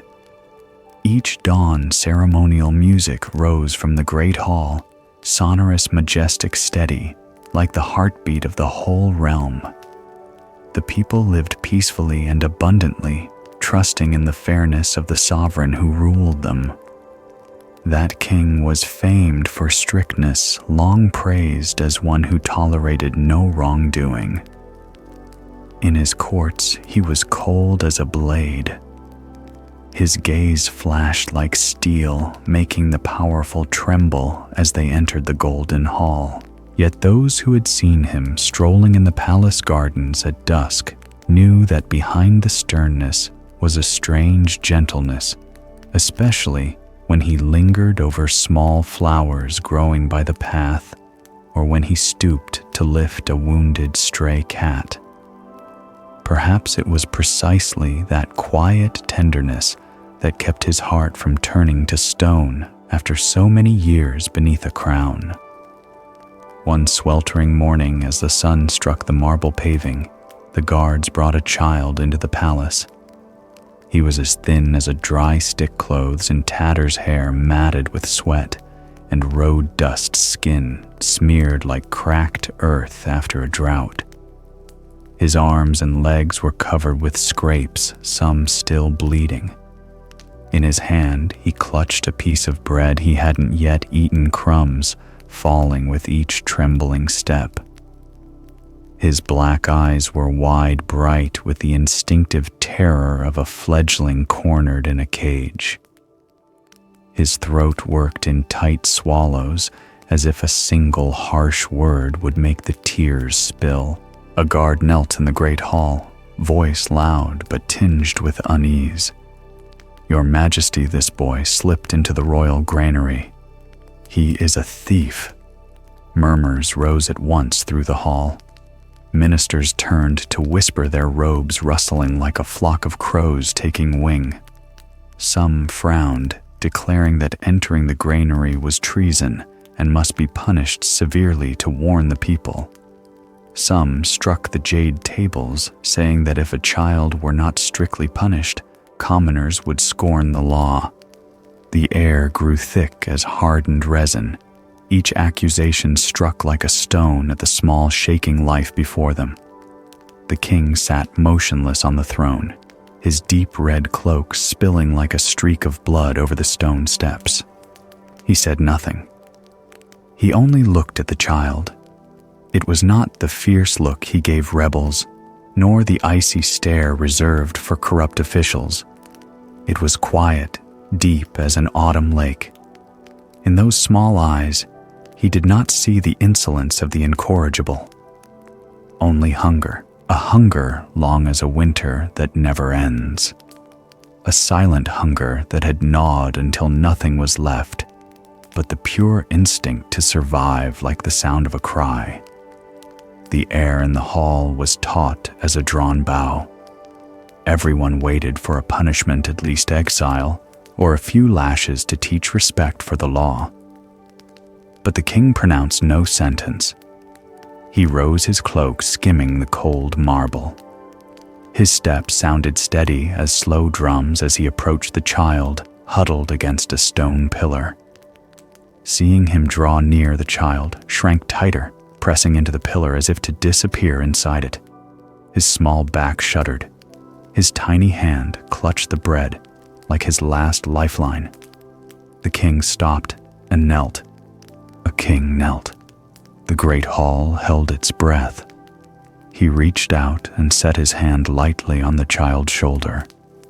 His hand was large and warm, carrying no cold scent of power, only the gentle fragrance of agar wood like winter nights by a hearth. His voice was low and even, like a temple bell ringing in the late afternoon. "From today, you are my son." The whispers ceased at once. Silence fell so complete you could hear crumbs striking the stone floor. Time seemed to stop. Sunlight from the soaring windows poured down like frozen ribbons of gold suspended in the air. The child looked up, black eyes opened wide in disbelief. Then he burst into tears, the first tears not from fear, but from being loved. Tears traced the dirty gray of his cheeks and fell onto the king's hand, still resting on his shoulder, like the first drops of dew after a long drought. The king's gaze did not change, still gentle, steady, as if he had done something self-evident, not earth-shaking. From that day, the child once called thief began to learn to read and write in the palace, to eat hot meals, to hear the ceremonial music each morning and the bronze bell each evening. No one called him thief anymore. Whenever anyone brought up the past, the king only smiled, patted the child's head, and said, "He did not steal anything. He went to find life. And that life he gave it not with lashes or a sentence, but with a quiet embrace, an embrace that melted the long winter in a child's eyes. What astonished the realm was not the king's courage, but his gentleness. A man who held the power to punish chose to hold instead. A man who could have forced the child to his knees in fear lifted him up in the arms of love. In that moment, he broke the kingdom's familiar logic, where every mistake must pay a price and every crime must bear a penalty. Because he understood love heals faster than punishment. We often grow up believing that those who do wrong must pay, that only strictness corrects faults, only punishment changes a person. But the truth is, punishment only makes a heart close. Love can make it open. When someone is hurt, their natural response is not to change, but to defend, like a hedgehog bristling in fear, like a child growing more stubborn when scolded not to do more wrong, but to armor the trembling fear inside. The more condemned they are, the more they withdraw. And in that shrinking, there is no ground for remorse, to sprout only bitterness and resistance, roots of poison growing thicker. That child did not need a sentence to etch shame deeper. He needed a chance to begin again, to avoid being nailed forever to the label thief like a scar that cannot be washed away. Those who err need opportunity more than punishment, a chance to feel they still have value and can become something better. Modern psychology also shows when people are received unconditionally, the brain releases oxytocin and dopamine chemicals of bonding and positive motivation. Humiliation and punishment activate the stress hormone cortisol, driving defensive states and reducing the likelihood of change. Buddhism taught this more than 2,500 years ago through the doctrine of compassion. To transform a misguided mind, you cannot use a hammer, you must use light. It was no accident the king chose to hold the child instead of throwing him in a cell. He did not see a criminal, he saw barren ground needing seed. No oath of loyalty required no conditions, only open arms. He knew unconditional acceptance is the most fertile soil for transformation. When someone is wholly received, they no longer need to brace against the world. When they no longer must prove their worth to be loved, they dare to reveal the goodness sleeping within. That child grew up in the palace like a prince. No more sneaking, no more frightened eyes. Each day he studied diligently letters, court rites, riding archery, and above all, he learned to listen to the poor speak of their suffering. What bloomed in him was not arrogance, but compassion. He became an upright official, governing with mercy and upholding justice to lift the weak. And each time he saw street children in the market, his gaze softened, just as it had softened long ago under the king's eyes. He brought them into the palace, not caring what they had done, only knowing they needed a hand to begin again. An old saying goes, "Tears do not put out the fire of anger, but love can." The king did not extinguish the flame of wrongdoing with lashes. He extinguished it with an embrace. And the miracle happened. A child once called sinful became a bearer of light.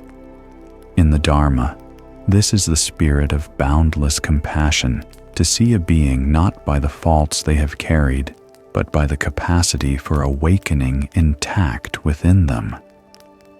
The Buddha welcomed killers, thieves, the lost, not because he condoned wrongdoing, but because he saw a light in them that had never gone out. And that gaze made them dare to become new. We live in an age where mistakes are magnified and forgiveness grows scarce. One error and people are ready to erase an entire person. Social media becomes a scaffold where a small misstep turns into a life sentence of public judgment. But if no one is forgiven, who can grow? If no one is given a chance, how can we know who they could become? Forgiveness is not erasing responsibility. It is opening a door, so responsibility can be taken willingly, not out of fear. Perhaps there are still guilty children around us, people who have strayed, done wrong, waiting only for an embrace to know they still have a chance to be good. Perhaps it is a stubborn student, someone who stumbled in the past, someone fumbling their way out of darkness. If we look only with judgment, we see only the rough shell. But if we look as that king looked at the child, as one looks at barren soil that can bloom, perhaps the miracle will happen. Because love heals faster than punishment. Those who err need opportunity more than a sentence, and only unconditional acceptance can bring true transformation.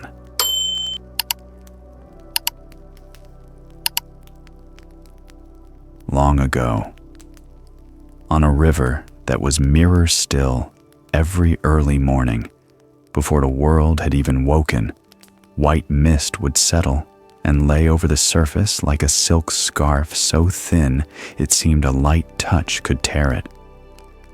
The drooping willows on both banks leaned to see their reflections in the flat water. Dew gathered on leaf tips and fell, touching the river and making small rings that spread, merged, and then vanished without a trace. There lived there an old Zen master who rose each day before the roosters crowed. and quietly pushed a small wooden boat into the water. He brought no nets to fish, no sutra books to chant, and had no appointment with anyone.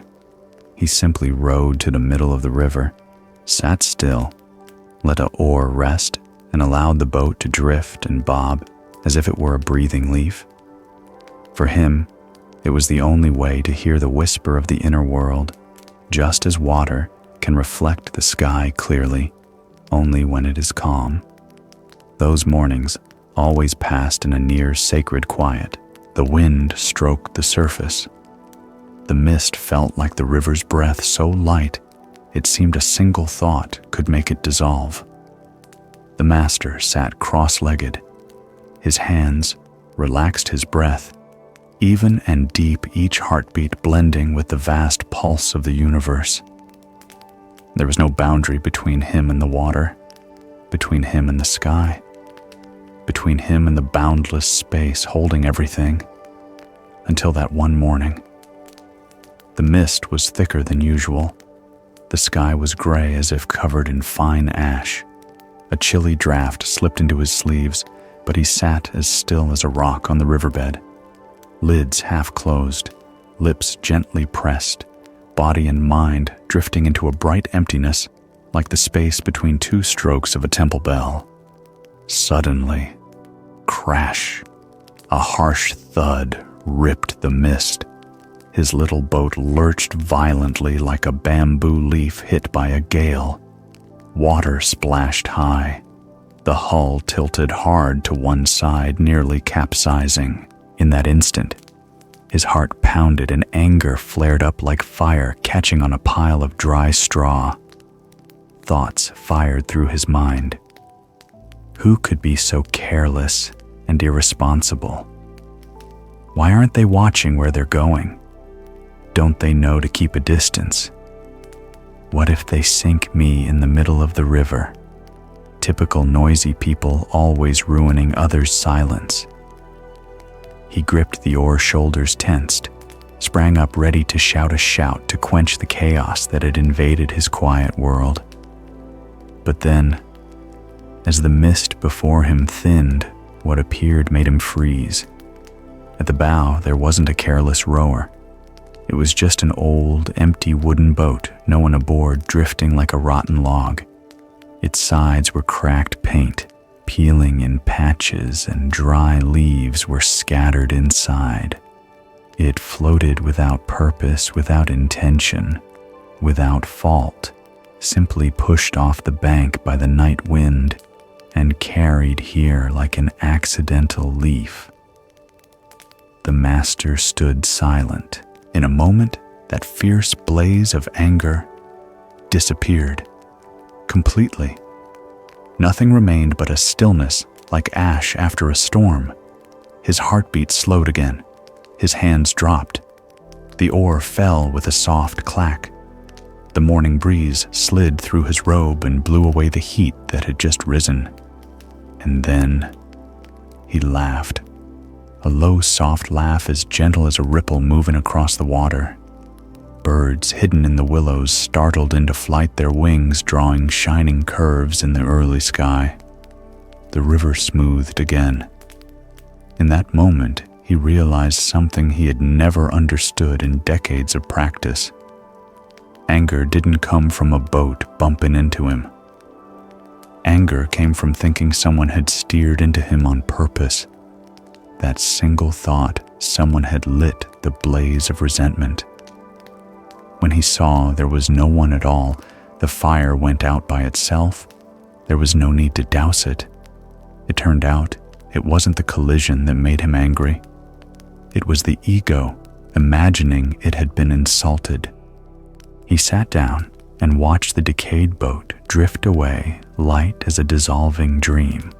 For the first time in many years, there wasn't a single ripple in his heart, only a vast quiet, clear as the river's surface when the wind stops. From that day on, whenever anger began to rise, he asked himself, is this really a person? Or just an empty boat bumping into me? And almost always the answer was, it's just an empty boat. Someone's hurtful words, Perhaps only empty boats carrying pain they don't yet know how to set down. Someone's rude behavior, perhaps only empty boats blown by life's winds. The jolts that rock our hearts, often without malice, just stray pieces of wood knocking against our journey. From then on, he lived like the water.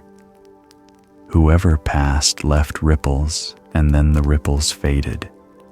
No clinging, no pushback, no turning bumps into reasons to blaze. He understood if there is no someone to be angry at, anger has nowhere to dwell, and in that emptiness, the mind is truly free. Hearing this story for the first time feels like loosening a knot you thought had long since hardened, because in truth, most hurts in life aren't caused by someone's intent. They're small accidental touches that our minds magnify into attacks aimed at us. A passerby bumps your shoulder, not out of contempt, but because they're in a hurry. A coworker sighs in a meeting, not to belittle you, but because they're exhausted. A loved one blurts out something curt, not to wound you, but because they're hurting inside. Yet we rush to label every bump as a blow. And once we believe someone meant to hurt us, our defenses spring up. We strap on armor, raise our spears, and charge into an unnecessary battle, stirring a storm on a river that was otherwise calm. Just like the master before he saw the truth, his anger flared, ready to shout, though in fact, it was only an empty boat drifting past. The collision had no malice, but because his mind assumed there was a person behind it, the fire of anger roared. The same thing happens in daily life. How many times have we raged, felt wounded, even ended a relationship over a misunderstanding, only to realize years later, no one meant it? A text left unanswered feels like contempt, but maybe they were in a hospital bed struggling to breathe. A friend's sudden distance feels like abandonment, but they were drowning in crisis, too spent to name their pain to anyone. We whip up a squall from a ripple, then clutch that hurt as if it were the absolute truth. Understanding this is the key to lightness. Knowing most bumps carry no ill will, we don't need to brace or strike back. We can simply exhale, watch things as empty boats drifting across the river of our lives, and let them go. In Buddhism, the teaching of non-self reminds us there is no fixed me to be insulted. What gets hurt is the ego that imagines it's the center of the universe, so it startles at every small touch. When we drop the thought they meant to harm me, we drop the fire that's burning our own heart. There was a woman who lived decades angry at her mother. She believed her mother constantly criticized, belittled, and tried to make her feel useless. Every word from her mother felt like a knife. Then one day, she happened upon old letters her mother had written to a doctor. "My daughter always thinks she's not good enough. How can I help her know she already is?" She wept all night, anger thick as moss, clinging for decades, dissolved in a single night when she understood. Her mother hadn't meant to hurt, she just didn't know how to speak love. Like the empty boat, people sometimes collide with us because the winds of their suffering push them, not because they want to sink anyone. The habit of personalizing every bump is one of the biggest sources of misery. We imagine everything is against me, every word is about me, and live on constant alert. But life doesn't revolve around us as the universe's center. Everyone is wrestling with their own inner winds, and often they're just empty boats drifting across our river. If we grasp this, we won't raise waves for every splash against the hull. Once, while teaching in a silent hall, a student dropped a small bell. The sudden clang drew frowns. Some people glared, but if you looked closely, his hands were trembling. Not from laziness or disrespect, but because it was his first time before a crowd and he was terrified. If we look only at behavior, we judge at once. Look deeper, and you see a shiver of fear, a passing gust. Many things, if we don't see through them, we turn into wounds we carry for life, though they were just light bumps from empty boats. That day, the master did not sink because he released his anger along with the thought that someone had meant him harm. And from then on, whenever his boat bumped anything, person or object, he pictured it as an empty boat. That way of seeing freed his mind from the chains of reflex. For anger doesn't come from the bump. It comes from the thought someone insulted me. Drop that thought, and anger dissipates on its own like smoke drifting off a mountaintop. Perhaps that is how to live lightly in a world full of collisions. Whenever anger rises, pause and ask softly, "Am I sure they meant it?" And if you're not sure, let it pass like an empty boat on the river. Most hurts are not intentional. Knowing this lets the heart feel weightless. And as we stop personalizing every bump in life, the mind becomes like water, still and deep.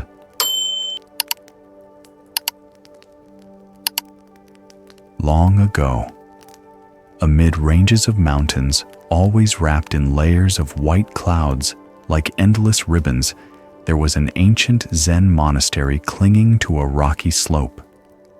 The roof tiles were dark with moss, the old wooden walls steeped in the scent of incense, and each morning, the bell rang out like drops of glass rolling across a misty lake. The path up to the temple wound and twisted over jagged stones with sheer cliffs on both sides covered in green moss and fog, year-round like silver snakes, coiling along the mountain sides. In the temple, there was a young monk known for his intelligence, quick-tongued in debate like a running stream. Everyone believed he would become a great master. But there was one thing that always worried the elder monks. His eyes often showed a coldness. Whenever he went down the mountain and past the market in the valley, seeing working people scramble over bunches of vegetables and argue over every coin, he looked at them with a hint of contempt. He often thought to himself, "Their minds are so weighed down by the worldly living, only for food and clothing. How pitiful." The nightly teachings on compassion still echoed in the meditation hall, but they seemed not to sink into that gaze. He believed he was on a nobler path and that those people were only floundering in the mud. Once, when the abbot saw him frown at villagers struggling under bundles of firewood as they passed the temple gate, the abbot simply looked at him, his eyes calm like a deep lake. Only when you truly understand their suffering will you understand compassion.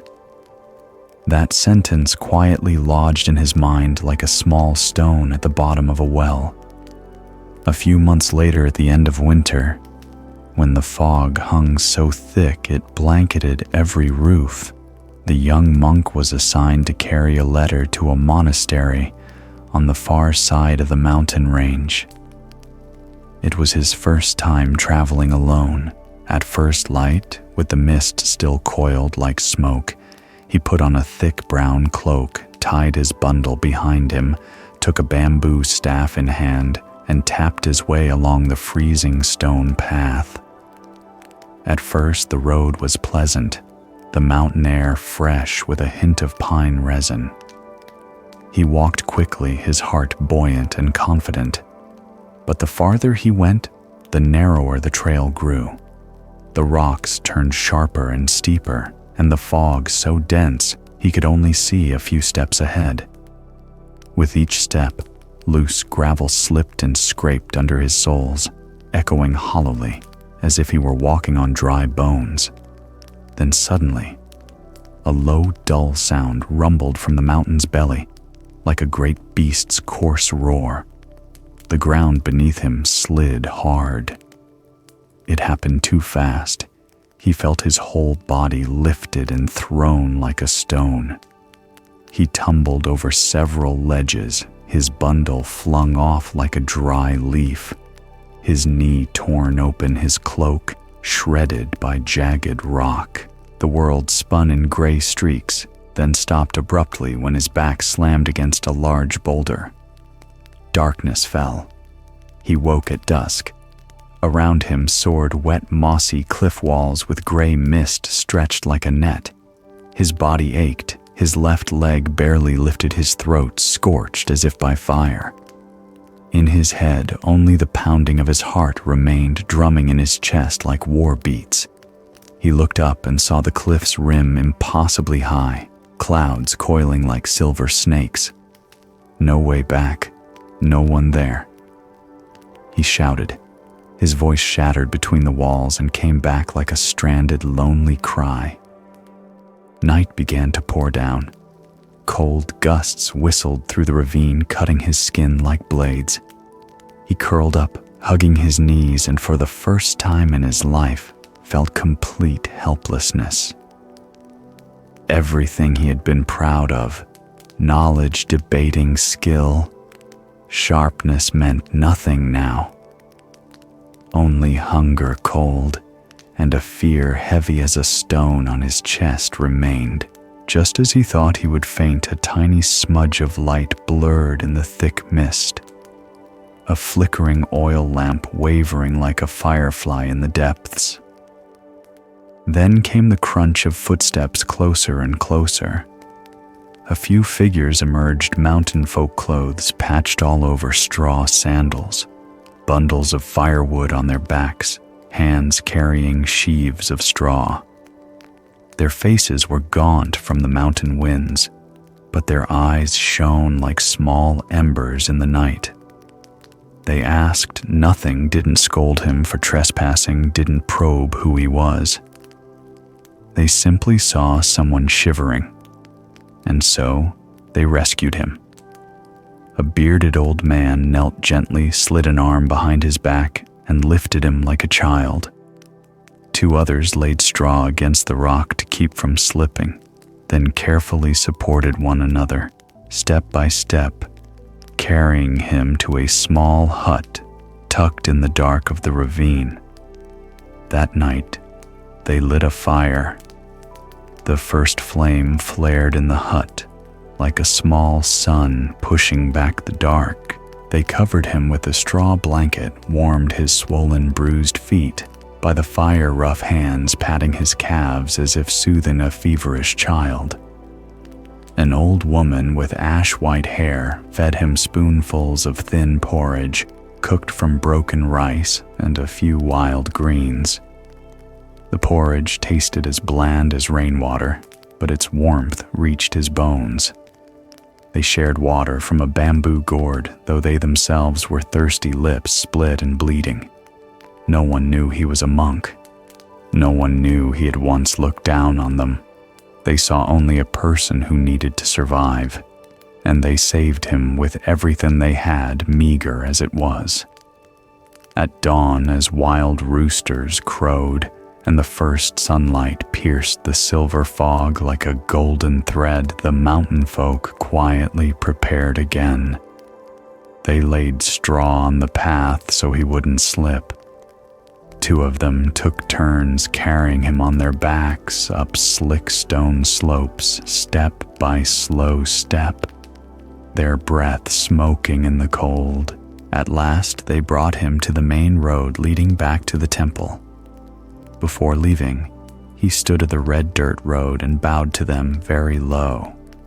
Hot tears fell on the freezing ground, soaking into the red dust like the first drops of blood sealing a silent vow. He murmured as if to himself, "To understand people, you must walk barefoot on their road." Then he returned to the temple, each step heavy, as if he were carrying those nights of cold and hunger and the warm hands of the mountain folk. From that day, his gaze changed.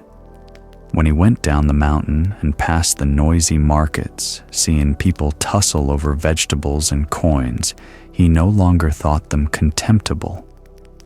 He remembered the bone-deep cold, the gut-clawing hunger, the fear like darkness swallowing him, and he understood they were struggling to live. Not because their minds were mired in the worldly, but because they had no other choice. And in each calloused hand, a small oil lamp was being kept, so that if they met a lost traveler like he once was, they would still light it. When we have never stepped through another's pain, it's easy to look with cold eyes and toss off conclusions as if we knew everything. From a distance, people's quarrels, fights, and selfishness seem like petty scenes, making us think they are only weak and base. But that is the view of someone standing on the bank, never having waded into the icy current in which they struggle every day.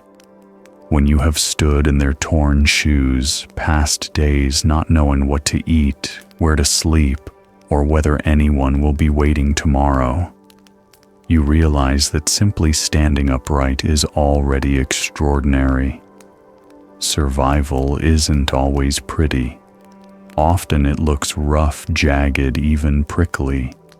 Some must fight for every coin in the market, snap at every word so they won't be pushed aside. Some turn cold hearts shut like an old door that screeches not because they can't love, but because they opened their arms and were abandoned too many times.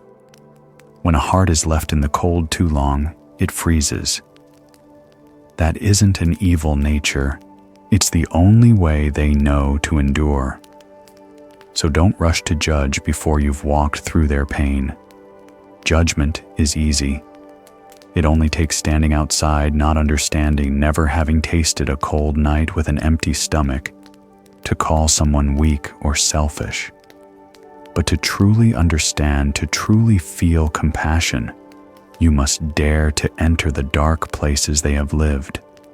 You must dare to go barefoot on the rough road where every step opens an old wound. Compassion does not grow from smooth teachings or carefully underlined pages. It doesn't sprout from the intellect. It sprouts from understanding, from a kind of understanding. You cannot learn with your ears, only with a heart that has known pain. It was not reason that changed the young monk in that mountain monastery. He had plenty of knowledge, argued well, could recite scriptures on compassion. But none of those words softened his eyes, until he curled up in a cold ravine, shivering like a fledgling fallen from the nest, and was picked up by the poor. It wasn't sermons on compassion that awakened him, but their warm embrace in the cold night. Not the words in the scriptures, but the thin porridge spooned to his lips by an old woman's trembling hands, roughened by wind and dew, feeding him slowly, as if he were a frail grandchild. No one asked who he was. No one judged if he deserved to be saved. They saw a human being in pain and saved him. In that instant, a door in his heart opened. From that moment in his eyes, people were no longer pitiful worldlings, but silent warriors crossing life with bleeding feet. The market quarrels no longer seemed like meaningless noise. They were the gasping breath of those clinging to life with all they had. He began to understand compassion is not pitying others from above, but stepping down to stand beside them, seeing the world from the height of their eyes. After returning to the temple, he no longer cared to debate right and wrong, no longer sought to win with arguments. He learned to listen, to sit still, and let others' stories soak into him like water into stone.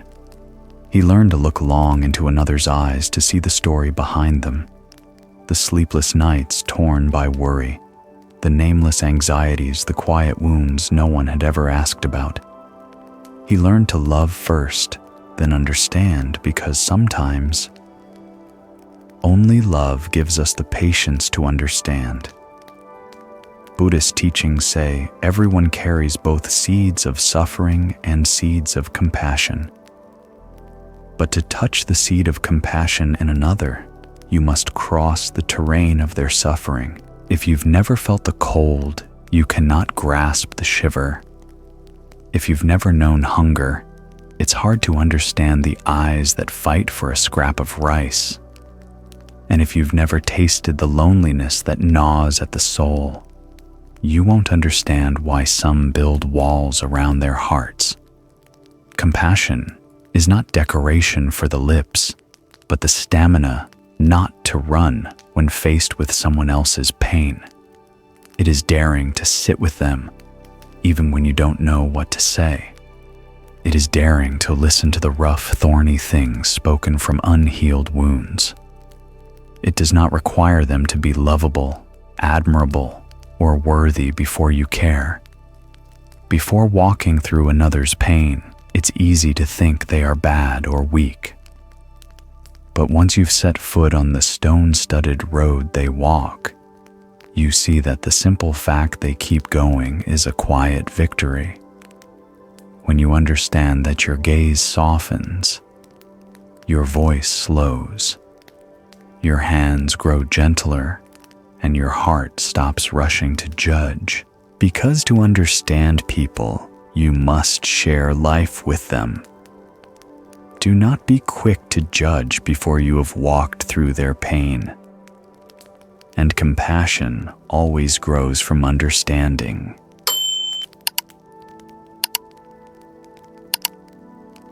Long ago, in a noisy meat market of a small riverside town, where each early morning the chop of knives, the drip of blood, and the cries of vendors blended into a harsh, grating sound, there was a butcher famed across the region for hands as sharp as ice and a heart that seemed cast from iron. Whenever mist still hung like thin smoke over the old tiled roofs, while people were still drowsy under their blankets, he would already be standing by the wooden block, his knife flashing like a brief bolt of lightning, his eyes cold and rippleless. His movements were decisive, precise enough to make onlookers shudder. The knife came down with a dry thunk. Hot blood spurted out, running in streams across the chill gray stone.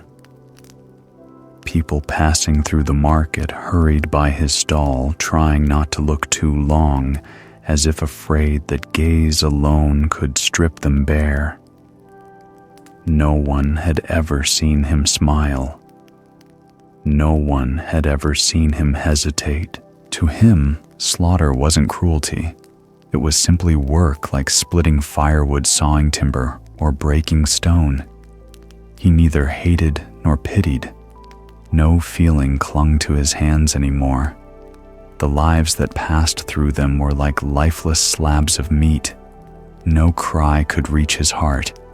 People didn't fear him because he was vicious, but because he was numb. Until one afternoon, the sun, red like a coal about to go out, hung low behind the squat roofs, its light splashing the mildewed bricks in blotches like old bloodstains. The market had thinned. Only a few figures lingered, slowly packing baskets, while the stench of raw meat, mixed with damp straw and cooking smoke, drifted in the cold wind. The slaughterhouse owner called him over and pointed to the last buffalo left in the pen. an ash-gray one, bones jutting like dry mounds of earth, a sparse coat like scorched grass, eyes clouded like a pond filmed with mud. It stood trembling, each step slow as if treading on shards of glass. The owner led it in, tied it to a wooden post, and left without looking back. The butcher watched for a while, then returned to his usual place and took up the whetstone. The scrape of steel on stone rang out cold and piercing like metal clawing rock, slicing through air, heavy with the smell of blood. He'd heard that sound every day for decades, so familiar it meant nothing. He lifted the knife and walked over each heavy step, thudding against the wet bricks. His hand rose, the steel glinting in the bloody light of dusk. He prepared to finish it, as he had done thousands of times. No hesitation, no fear, no mercy. Just another carcass soon to be hung in pieces on iron hooks. But at that very moment, the old buffalo slowly turned its head and awkwardly, weakly, almost clumsily licked his hand. No one witnessed that instant. No drumbeat, no spotlight, no watching eyes, only sunset bleeding across the cold brick floor, and a man frozen in place, his hand still gripping a knife he had not yet brought down. The buffalo's tongue was rough dry, cracked like a worn stone brushing lightly against his skin, then drawing back, trembling. Those cloudy eyes looked at him, not with sharpness, not with strength enough to struggle, holding only a tiny, gentle ember, like the last warm cinder before the wind blows it away. And in that moment, it was as if someone tapped the butcher's heart. Something very thin, very old, long absent, suddenly pricked from deep within. His throat tightened as if squeezed by an invisible hand. His eyes stung. His hand trembled. And then the knife fell clanging cold against the stone. The man sank to the ground. The hands that had gripped a knife for years now shook like a child's. And he cried, not a loud cry, not a wail, not a lament, just quiet tears slipping down weathered cheeks, dropping onto the icy bricks, mingling with the old dried blood of lives already gone. The sobs caught in his throat, heard by no one but himself, the man who had thought his heart turned to stone. Compassion takes root when we see another's fear. Before that, he saw only flesh tendons, muscle hide, bone parts to cut, to sell, to weigh. But for the first time, he saw a living being afraid. He saw joints shudder, saw cloudy eyes still trying to look toward him as if clinging to the last warmth the world could offer.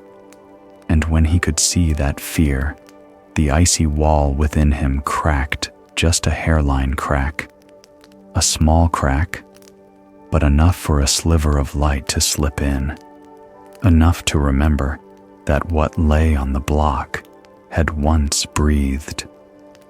Enough that a hand made only to kill suddenly wanted to gently stroke that ragged head.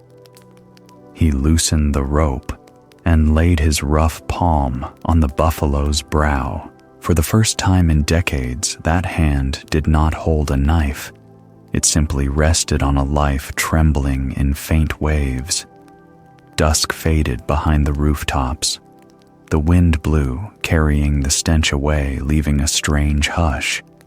The butcher still sat there beside the old buffalo on the damp, blood-stained bricks. And he knew. He was no longer the same man. From that day on, he was not seen killing. His meat stall slowly disappeared from the market. They said he quit, went up the mountain, and lived like a hermit. Some laughed and called him soft. Some pitied him and said he'd lost his mind. But no one knew that in the moment the old buffalo licked his hand, something had shattered inside him, And from that break, a tiny sprout of compassion had pushed through. Because perhaps only when we see another's fear do we stop seeing them as objects and begin to see them as living beings. And that is where kindness begins. We often imagine evil as a raging, mighty force, like a furious storm that sweeps everything away. But in truth, evil rarely arrives so loudly.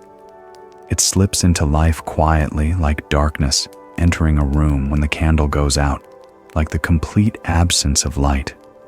Evil isn't always brutality.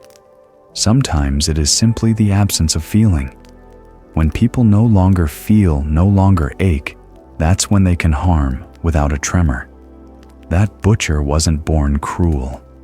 He was once a child. Perhaps he once cradled a kitten. Perhaps he once cried at a fallen fledgling. But day after day, needing to kill to live, he stopped looking into the eyes of what he killed. He stopped calling them living beings and called them weights of meat, piles of bone merchandise. Each stroke grew habitual. Each flow of blood stirred nothing but a sense of normal. And when empathy sleeps too long, people forget the boundary. Not because they choose evil, but because they've forgotten what good is. Then came a single gentle lick, a cloudy gaze with a pleading glint, enough to bring down the iron wall within him. Because evil dissolves when the heart can feel. Science has shown that when we witness another's pain, the brain's empathy regions light up as if we ourselves are hurting. But if violence is repeated and we forbid ourselves to feel, those regions go dim and numbness takes the throne. That butcher lived like that for years. The part of the brain that once felt pity slept in darkness. Then a single warm, trembling touch from a life near death woke it. A former mercenary once told a similar story. He had survived countless battles, seeing and dealing out no small measure of horror. For years he did not dream no nightmares, no feeling as if his soul had turned to stone to survive. Until one day, crossing a silent battlefield, he heard a weak whimper from a wounded dog among the ruins. At first, he kept walking.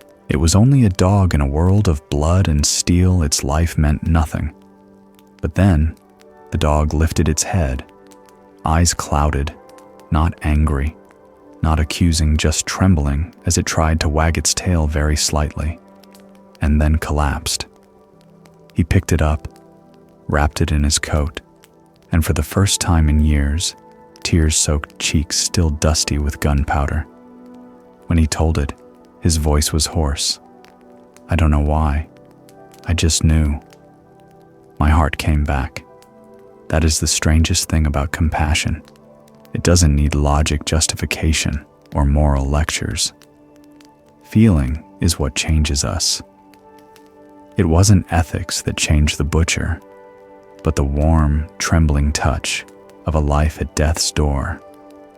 It wasn't righteous argument that woke his conscience, but the moment he truly felt that fear, felt a being shivering because it wanted to live. From that day, he never killed another animal. He put down the knife, left the trade, and worked hauling loads in the market. Sweat soaked his back. His hands were scraped raw, but his eyes were no longer numb. People said he had changed.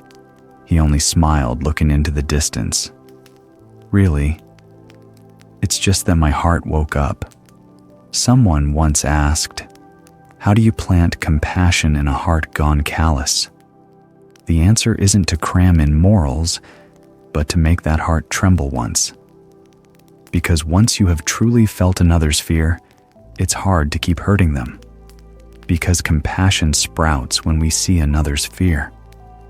Because evil fades when the heart can feel.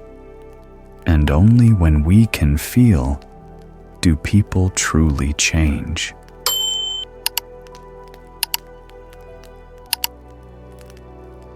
Long ago, in a small village tucked against the foot of gray stone mountains, the thatched roofs lay haphazardly like cupped hands, cradling lush green terraced fields.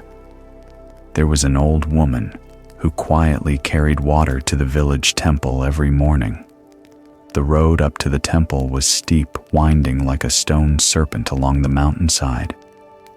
On both sides were scraggly clumps of old bamboo dry leaves, rustling the ground speckled with sand and gravel, slick from the night's dew still beaded into icy droplets. The woman was over 50, small and thin like a twig twisted by hill winds. Her back, slightly bent shoulders so slender they looked ready to snap, face darkened by mountain sun, deep creases etched like cracks in parched earth. Each step was heavy as if she were lifting the ground along with her shoulder pole.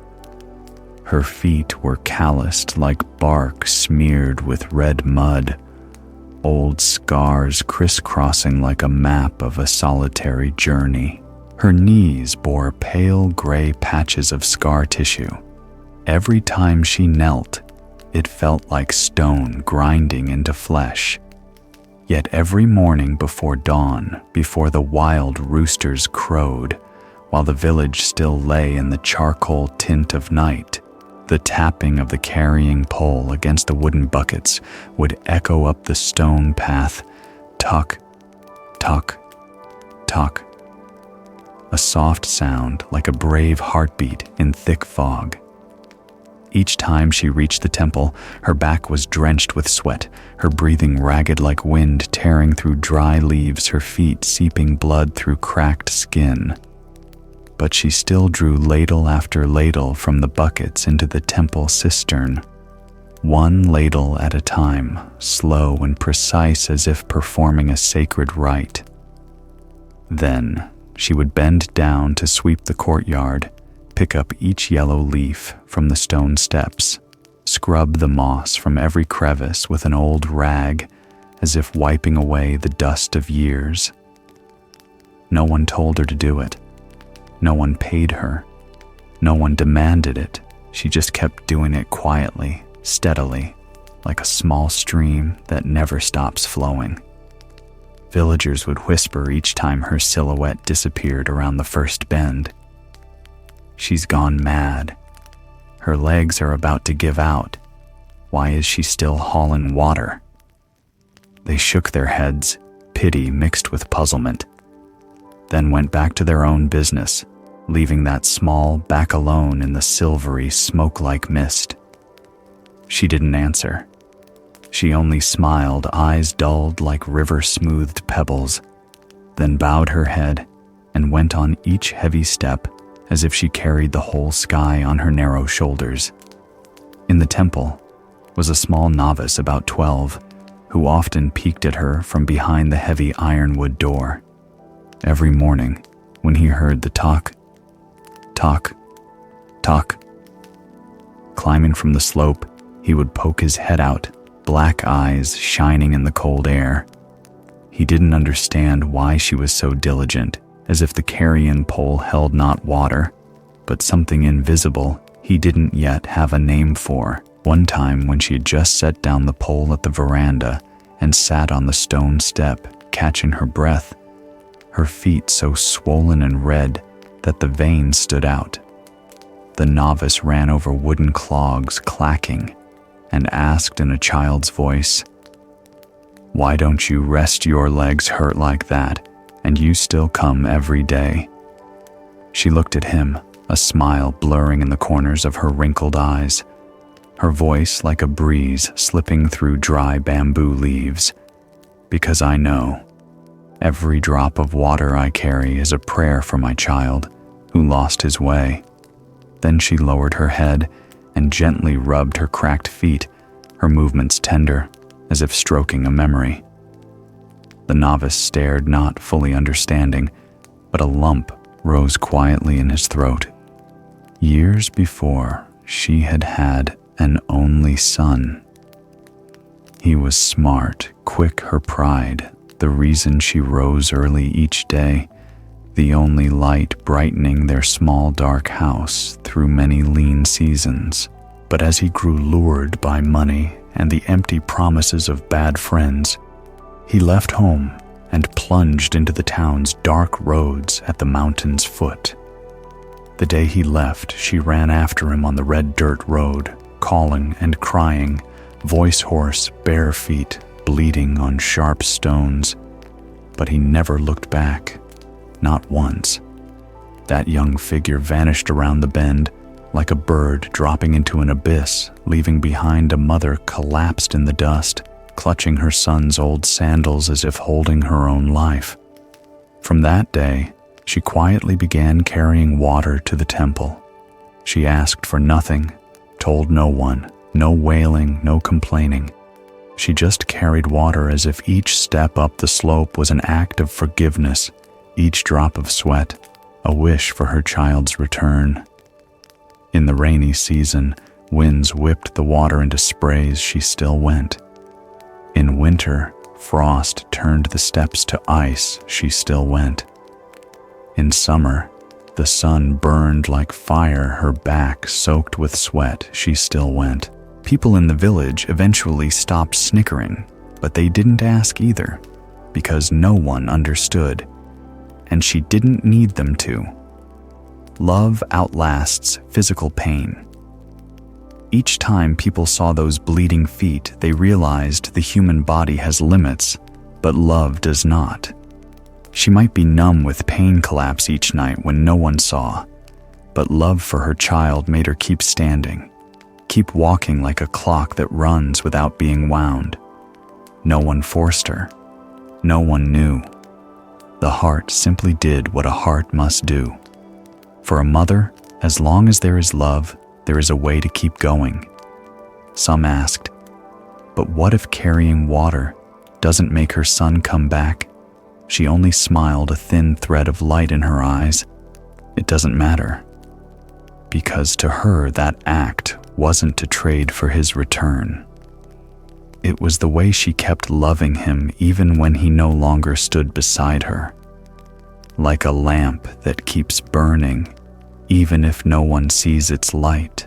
Like a drop of dew that still falls, though no one hears it. Day after day, the path wound as before. The stone steps stayed icy with night dew, and that small figure kept moving up through the white mist, the carrying pole tapping the buckets, tok, tok, tok, like a brave heartbeat in an indifferent world. No one knew when her son would return, maybe never. But on the mountaintop, the temple cistern was always full, and below in a mother's heart, the lamp of love still burned quiet, steady, undying. Silent labor is also a form of prayer. People often think prayer means kneeling before a Buddha statue, hands pressed together, reciting long sutras, or offering fragrant incense. But some prayers need no bells, no smoke, no witnesses. Some prayers appear in each drop of sweat that falls to the ground, in each gasping breath on the stone slope and shoulders, quietly carrying water each day for many long years. That woman never spoke of faith, never lectured on merit, never once justified her bleeding steps. She simply went day after day, hauling water, sweeping the courtyard, scrubbing moss, mounding soil back around the roots by the steps, as if those small tasks were the most sacred rites she knew. To many, she was just an old, addled woman who wouldn't rest. But in each of her steps, a silent vow sounded without words, a prayer that her lost child would find his way home. Quiet sacrifice is the foundation of love. The mountain temple's lamps still shone each night. The bell still rang long in the mist, thanks to the water tanks she filled every day. The courtyard stayed clean, the steps clear, the garden green, thanks to the mornings. She quietly swept while the village still slept. No one raised a statue to honor her. No one carved her name on stone.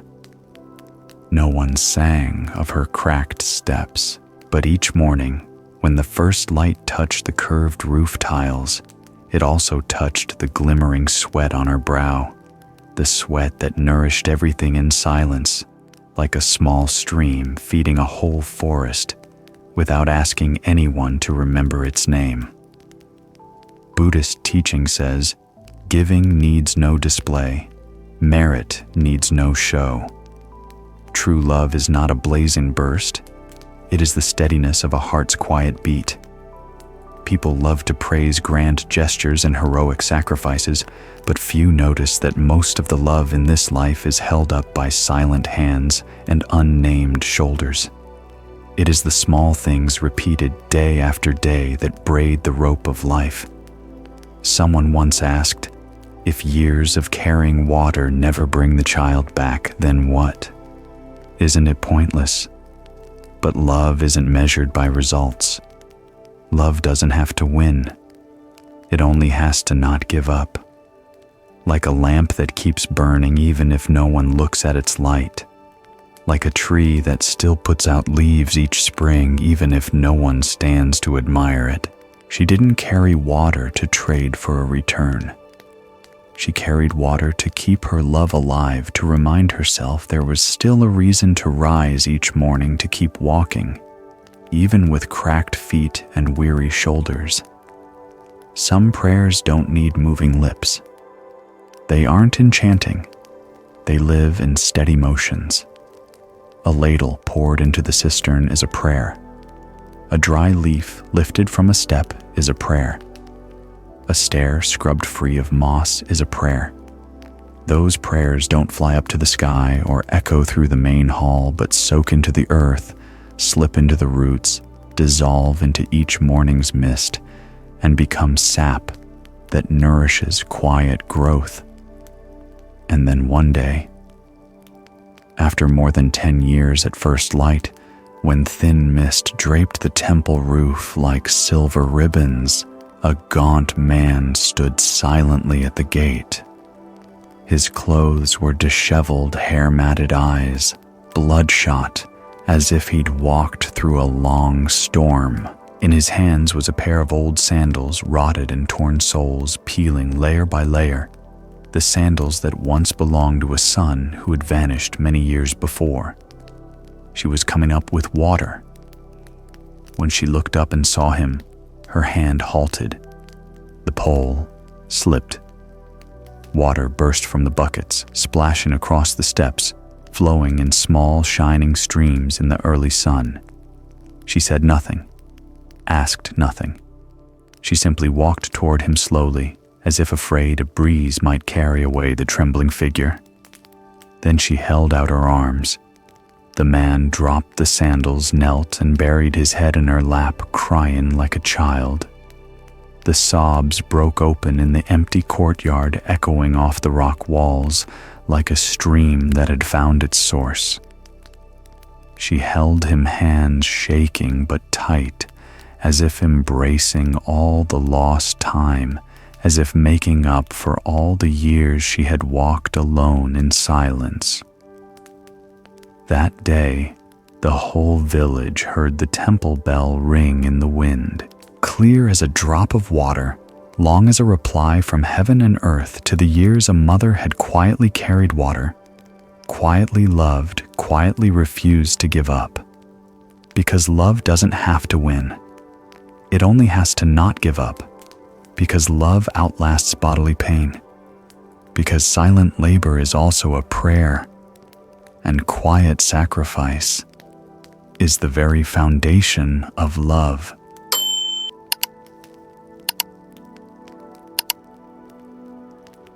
Long ago, in a misty valley where pine forests stretched like endless green streams and sheer cliffs stood like walls of time, there was an ancient Zen monastery resting quietly in the open air.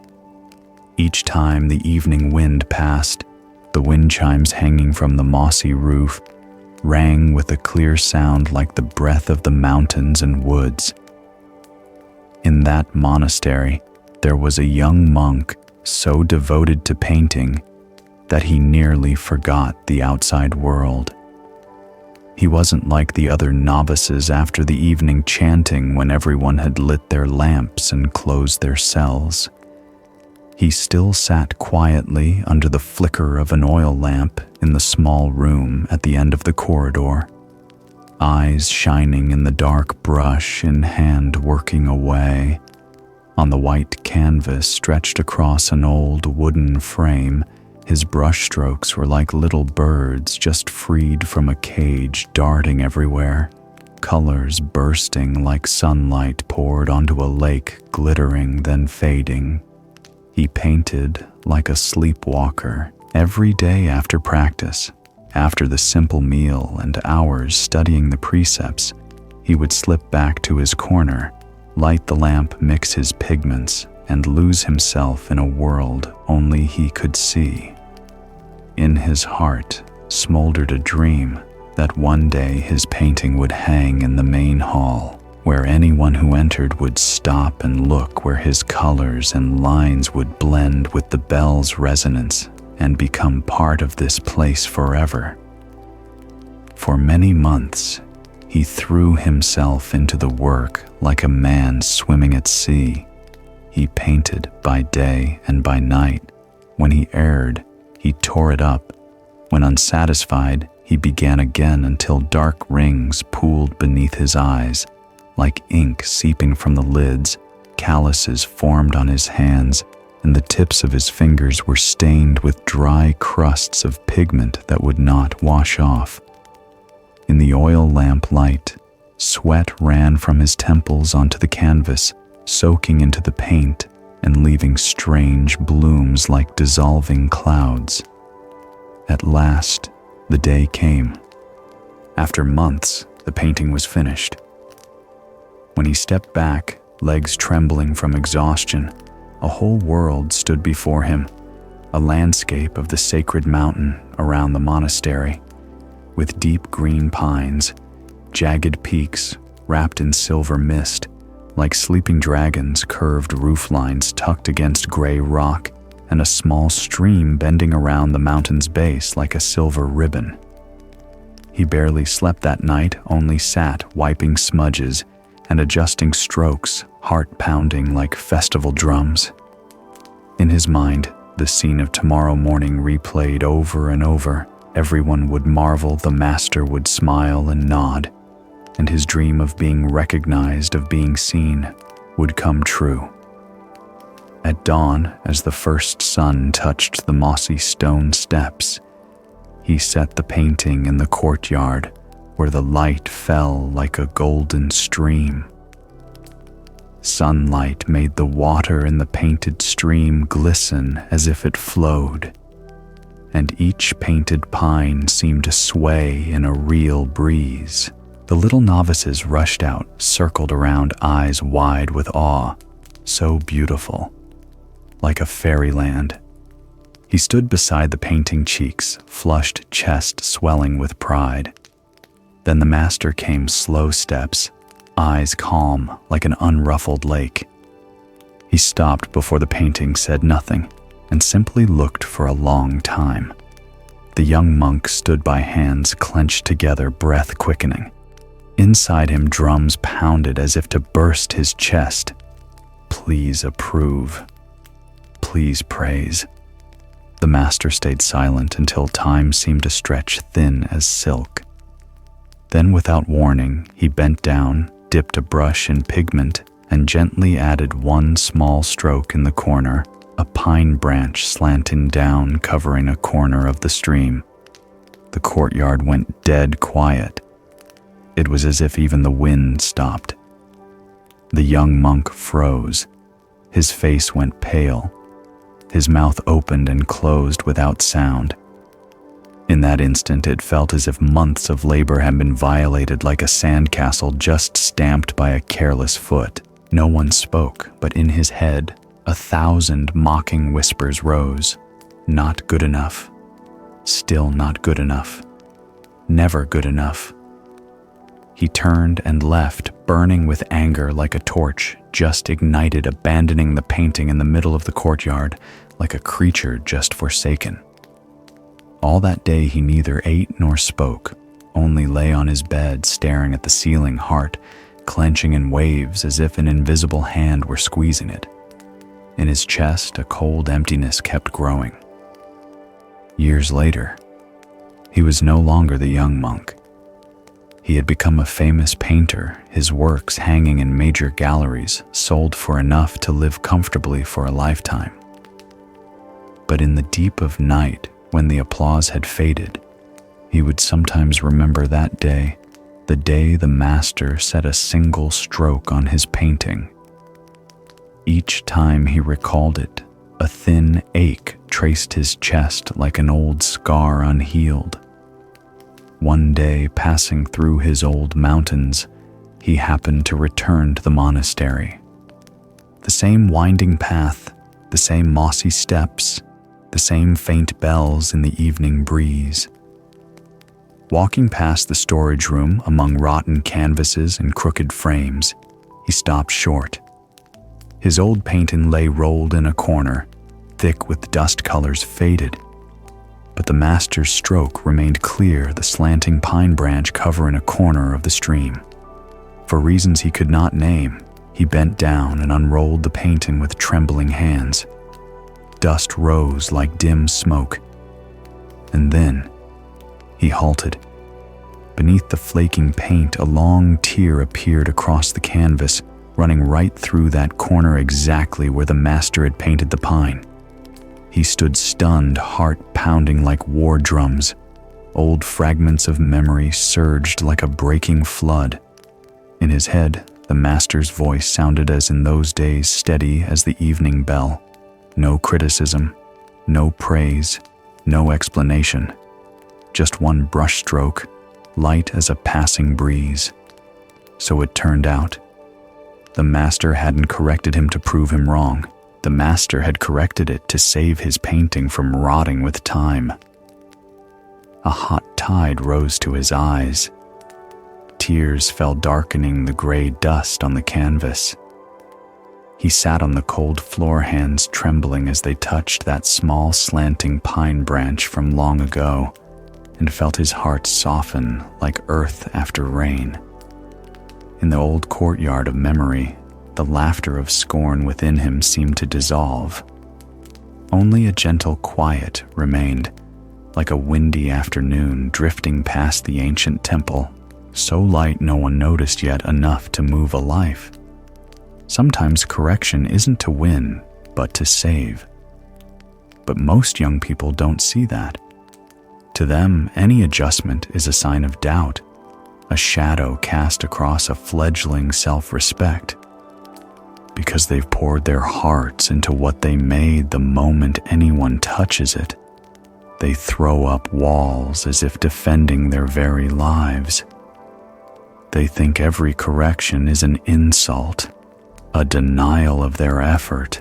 Yet the truth is, some hands touch not to damage, but to keep something precious from being lost.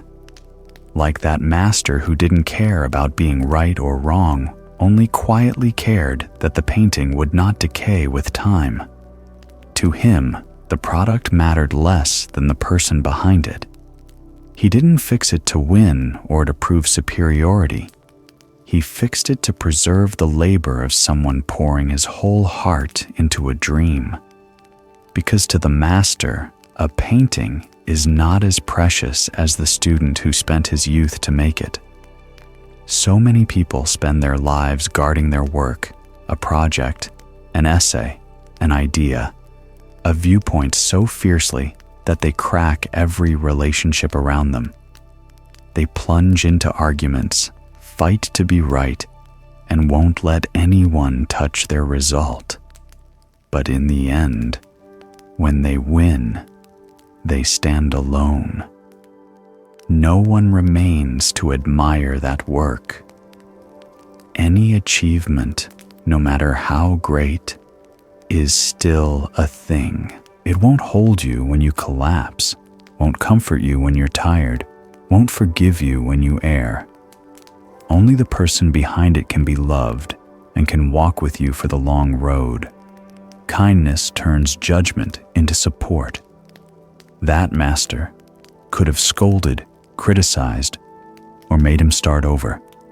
And perhaps if he had, the student would have obeyed and bowed to redo it, but the light in his eyes would have gone out. The master chose otherwise, quietly supporting him, covering the tear so the painting remained whole, so the faith in the student's heart wouldn't tear with it. That's what few understand. Some rips aren't on the canvas, but in a person's heart. When the master touched the painting, he was really touching the student's heart with all the gentleness he could. There's an old saying, a judgment can snap a pair of wings just budding, but a gesture of mercy can help them fly higher than ever. Modern psychology finds much the same. Negative feedback, even when correct, often makes people withdraw and defend, while supportive feedback helps the brain release oxytocin, the bonding hormone that makes us feel safe enough to keep trying. In other words, to help someone improve what's needed isn't always argument, but gentleness. Buddhist teaching says as well, compassion isn't indulging what's wrong. It's seeing the fear behind it. The old master saw the student's fear of failure trembling in his eyes, so he chose to cover the flaw rather than expose it. He didn't need a perfect painting. He needed to keep that tender heart from breaking too soon.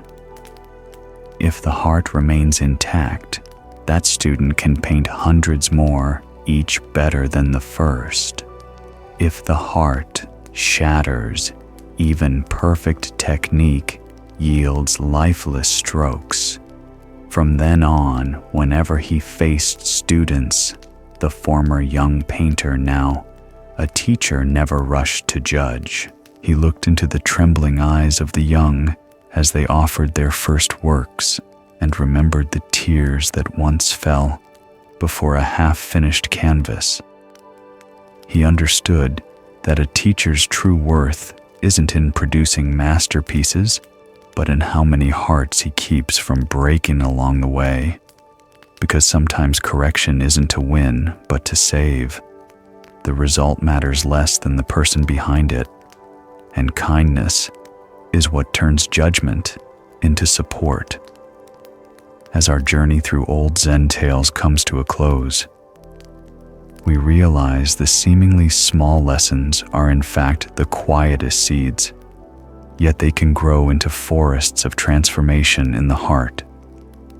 Each story, drawn in only a few strokes, is a mirror for ourselves when we clutch anger like a sack of stones, when we won't release the past, like the monk carrying the girl across the river, when we need an embrace, like the guilty child in the palace, or when we need someone to look at us as one looks at a trembling ox before the blade. These tales aren't for admiration, but to help us live differently, lighter, wiser, and more loving. The Buddha taught all beings carry Buddha nature, and the path to awakening isn't far away. It lies in each small act while the heart can still be moved. Mindfulness isn't only sitting in meditation, but pausing to breathe deeply when anger rises. Compassion isn't only grand charity, but softening your hand when you see fear in another's eyes. Wisdom isn't only on the page, but in letting go of being right to preserve a heart. That is the essence of Zen, to live awake in a noisy world, to keep a quiet space in the heart, so the current of life doesn't sweep you away. From that quiet, whatever we do, even the smallest thing, can become a living sutra. If these stories have planted even a moment of stillness, a gentle glimmer of light, or simply a deeper breath in you, Let's keep tending those seeds together. Please subscribe to Buddhism Seeds Tap. Share the video with anyone who needs a soft pause, and leave a comment below to share what you discovered. Who knows, your story might be the lamp that lights the way for a lost soul.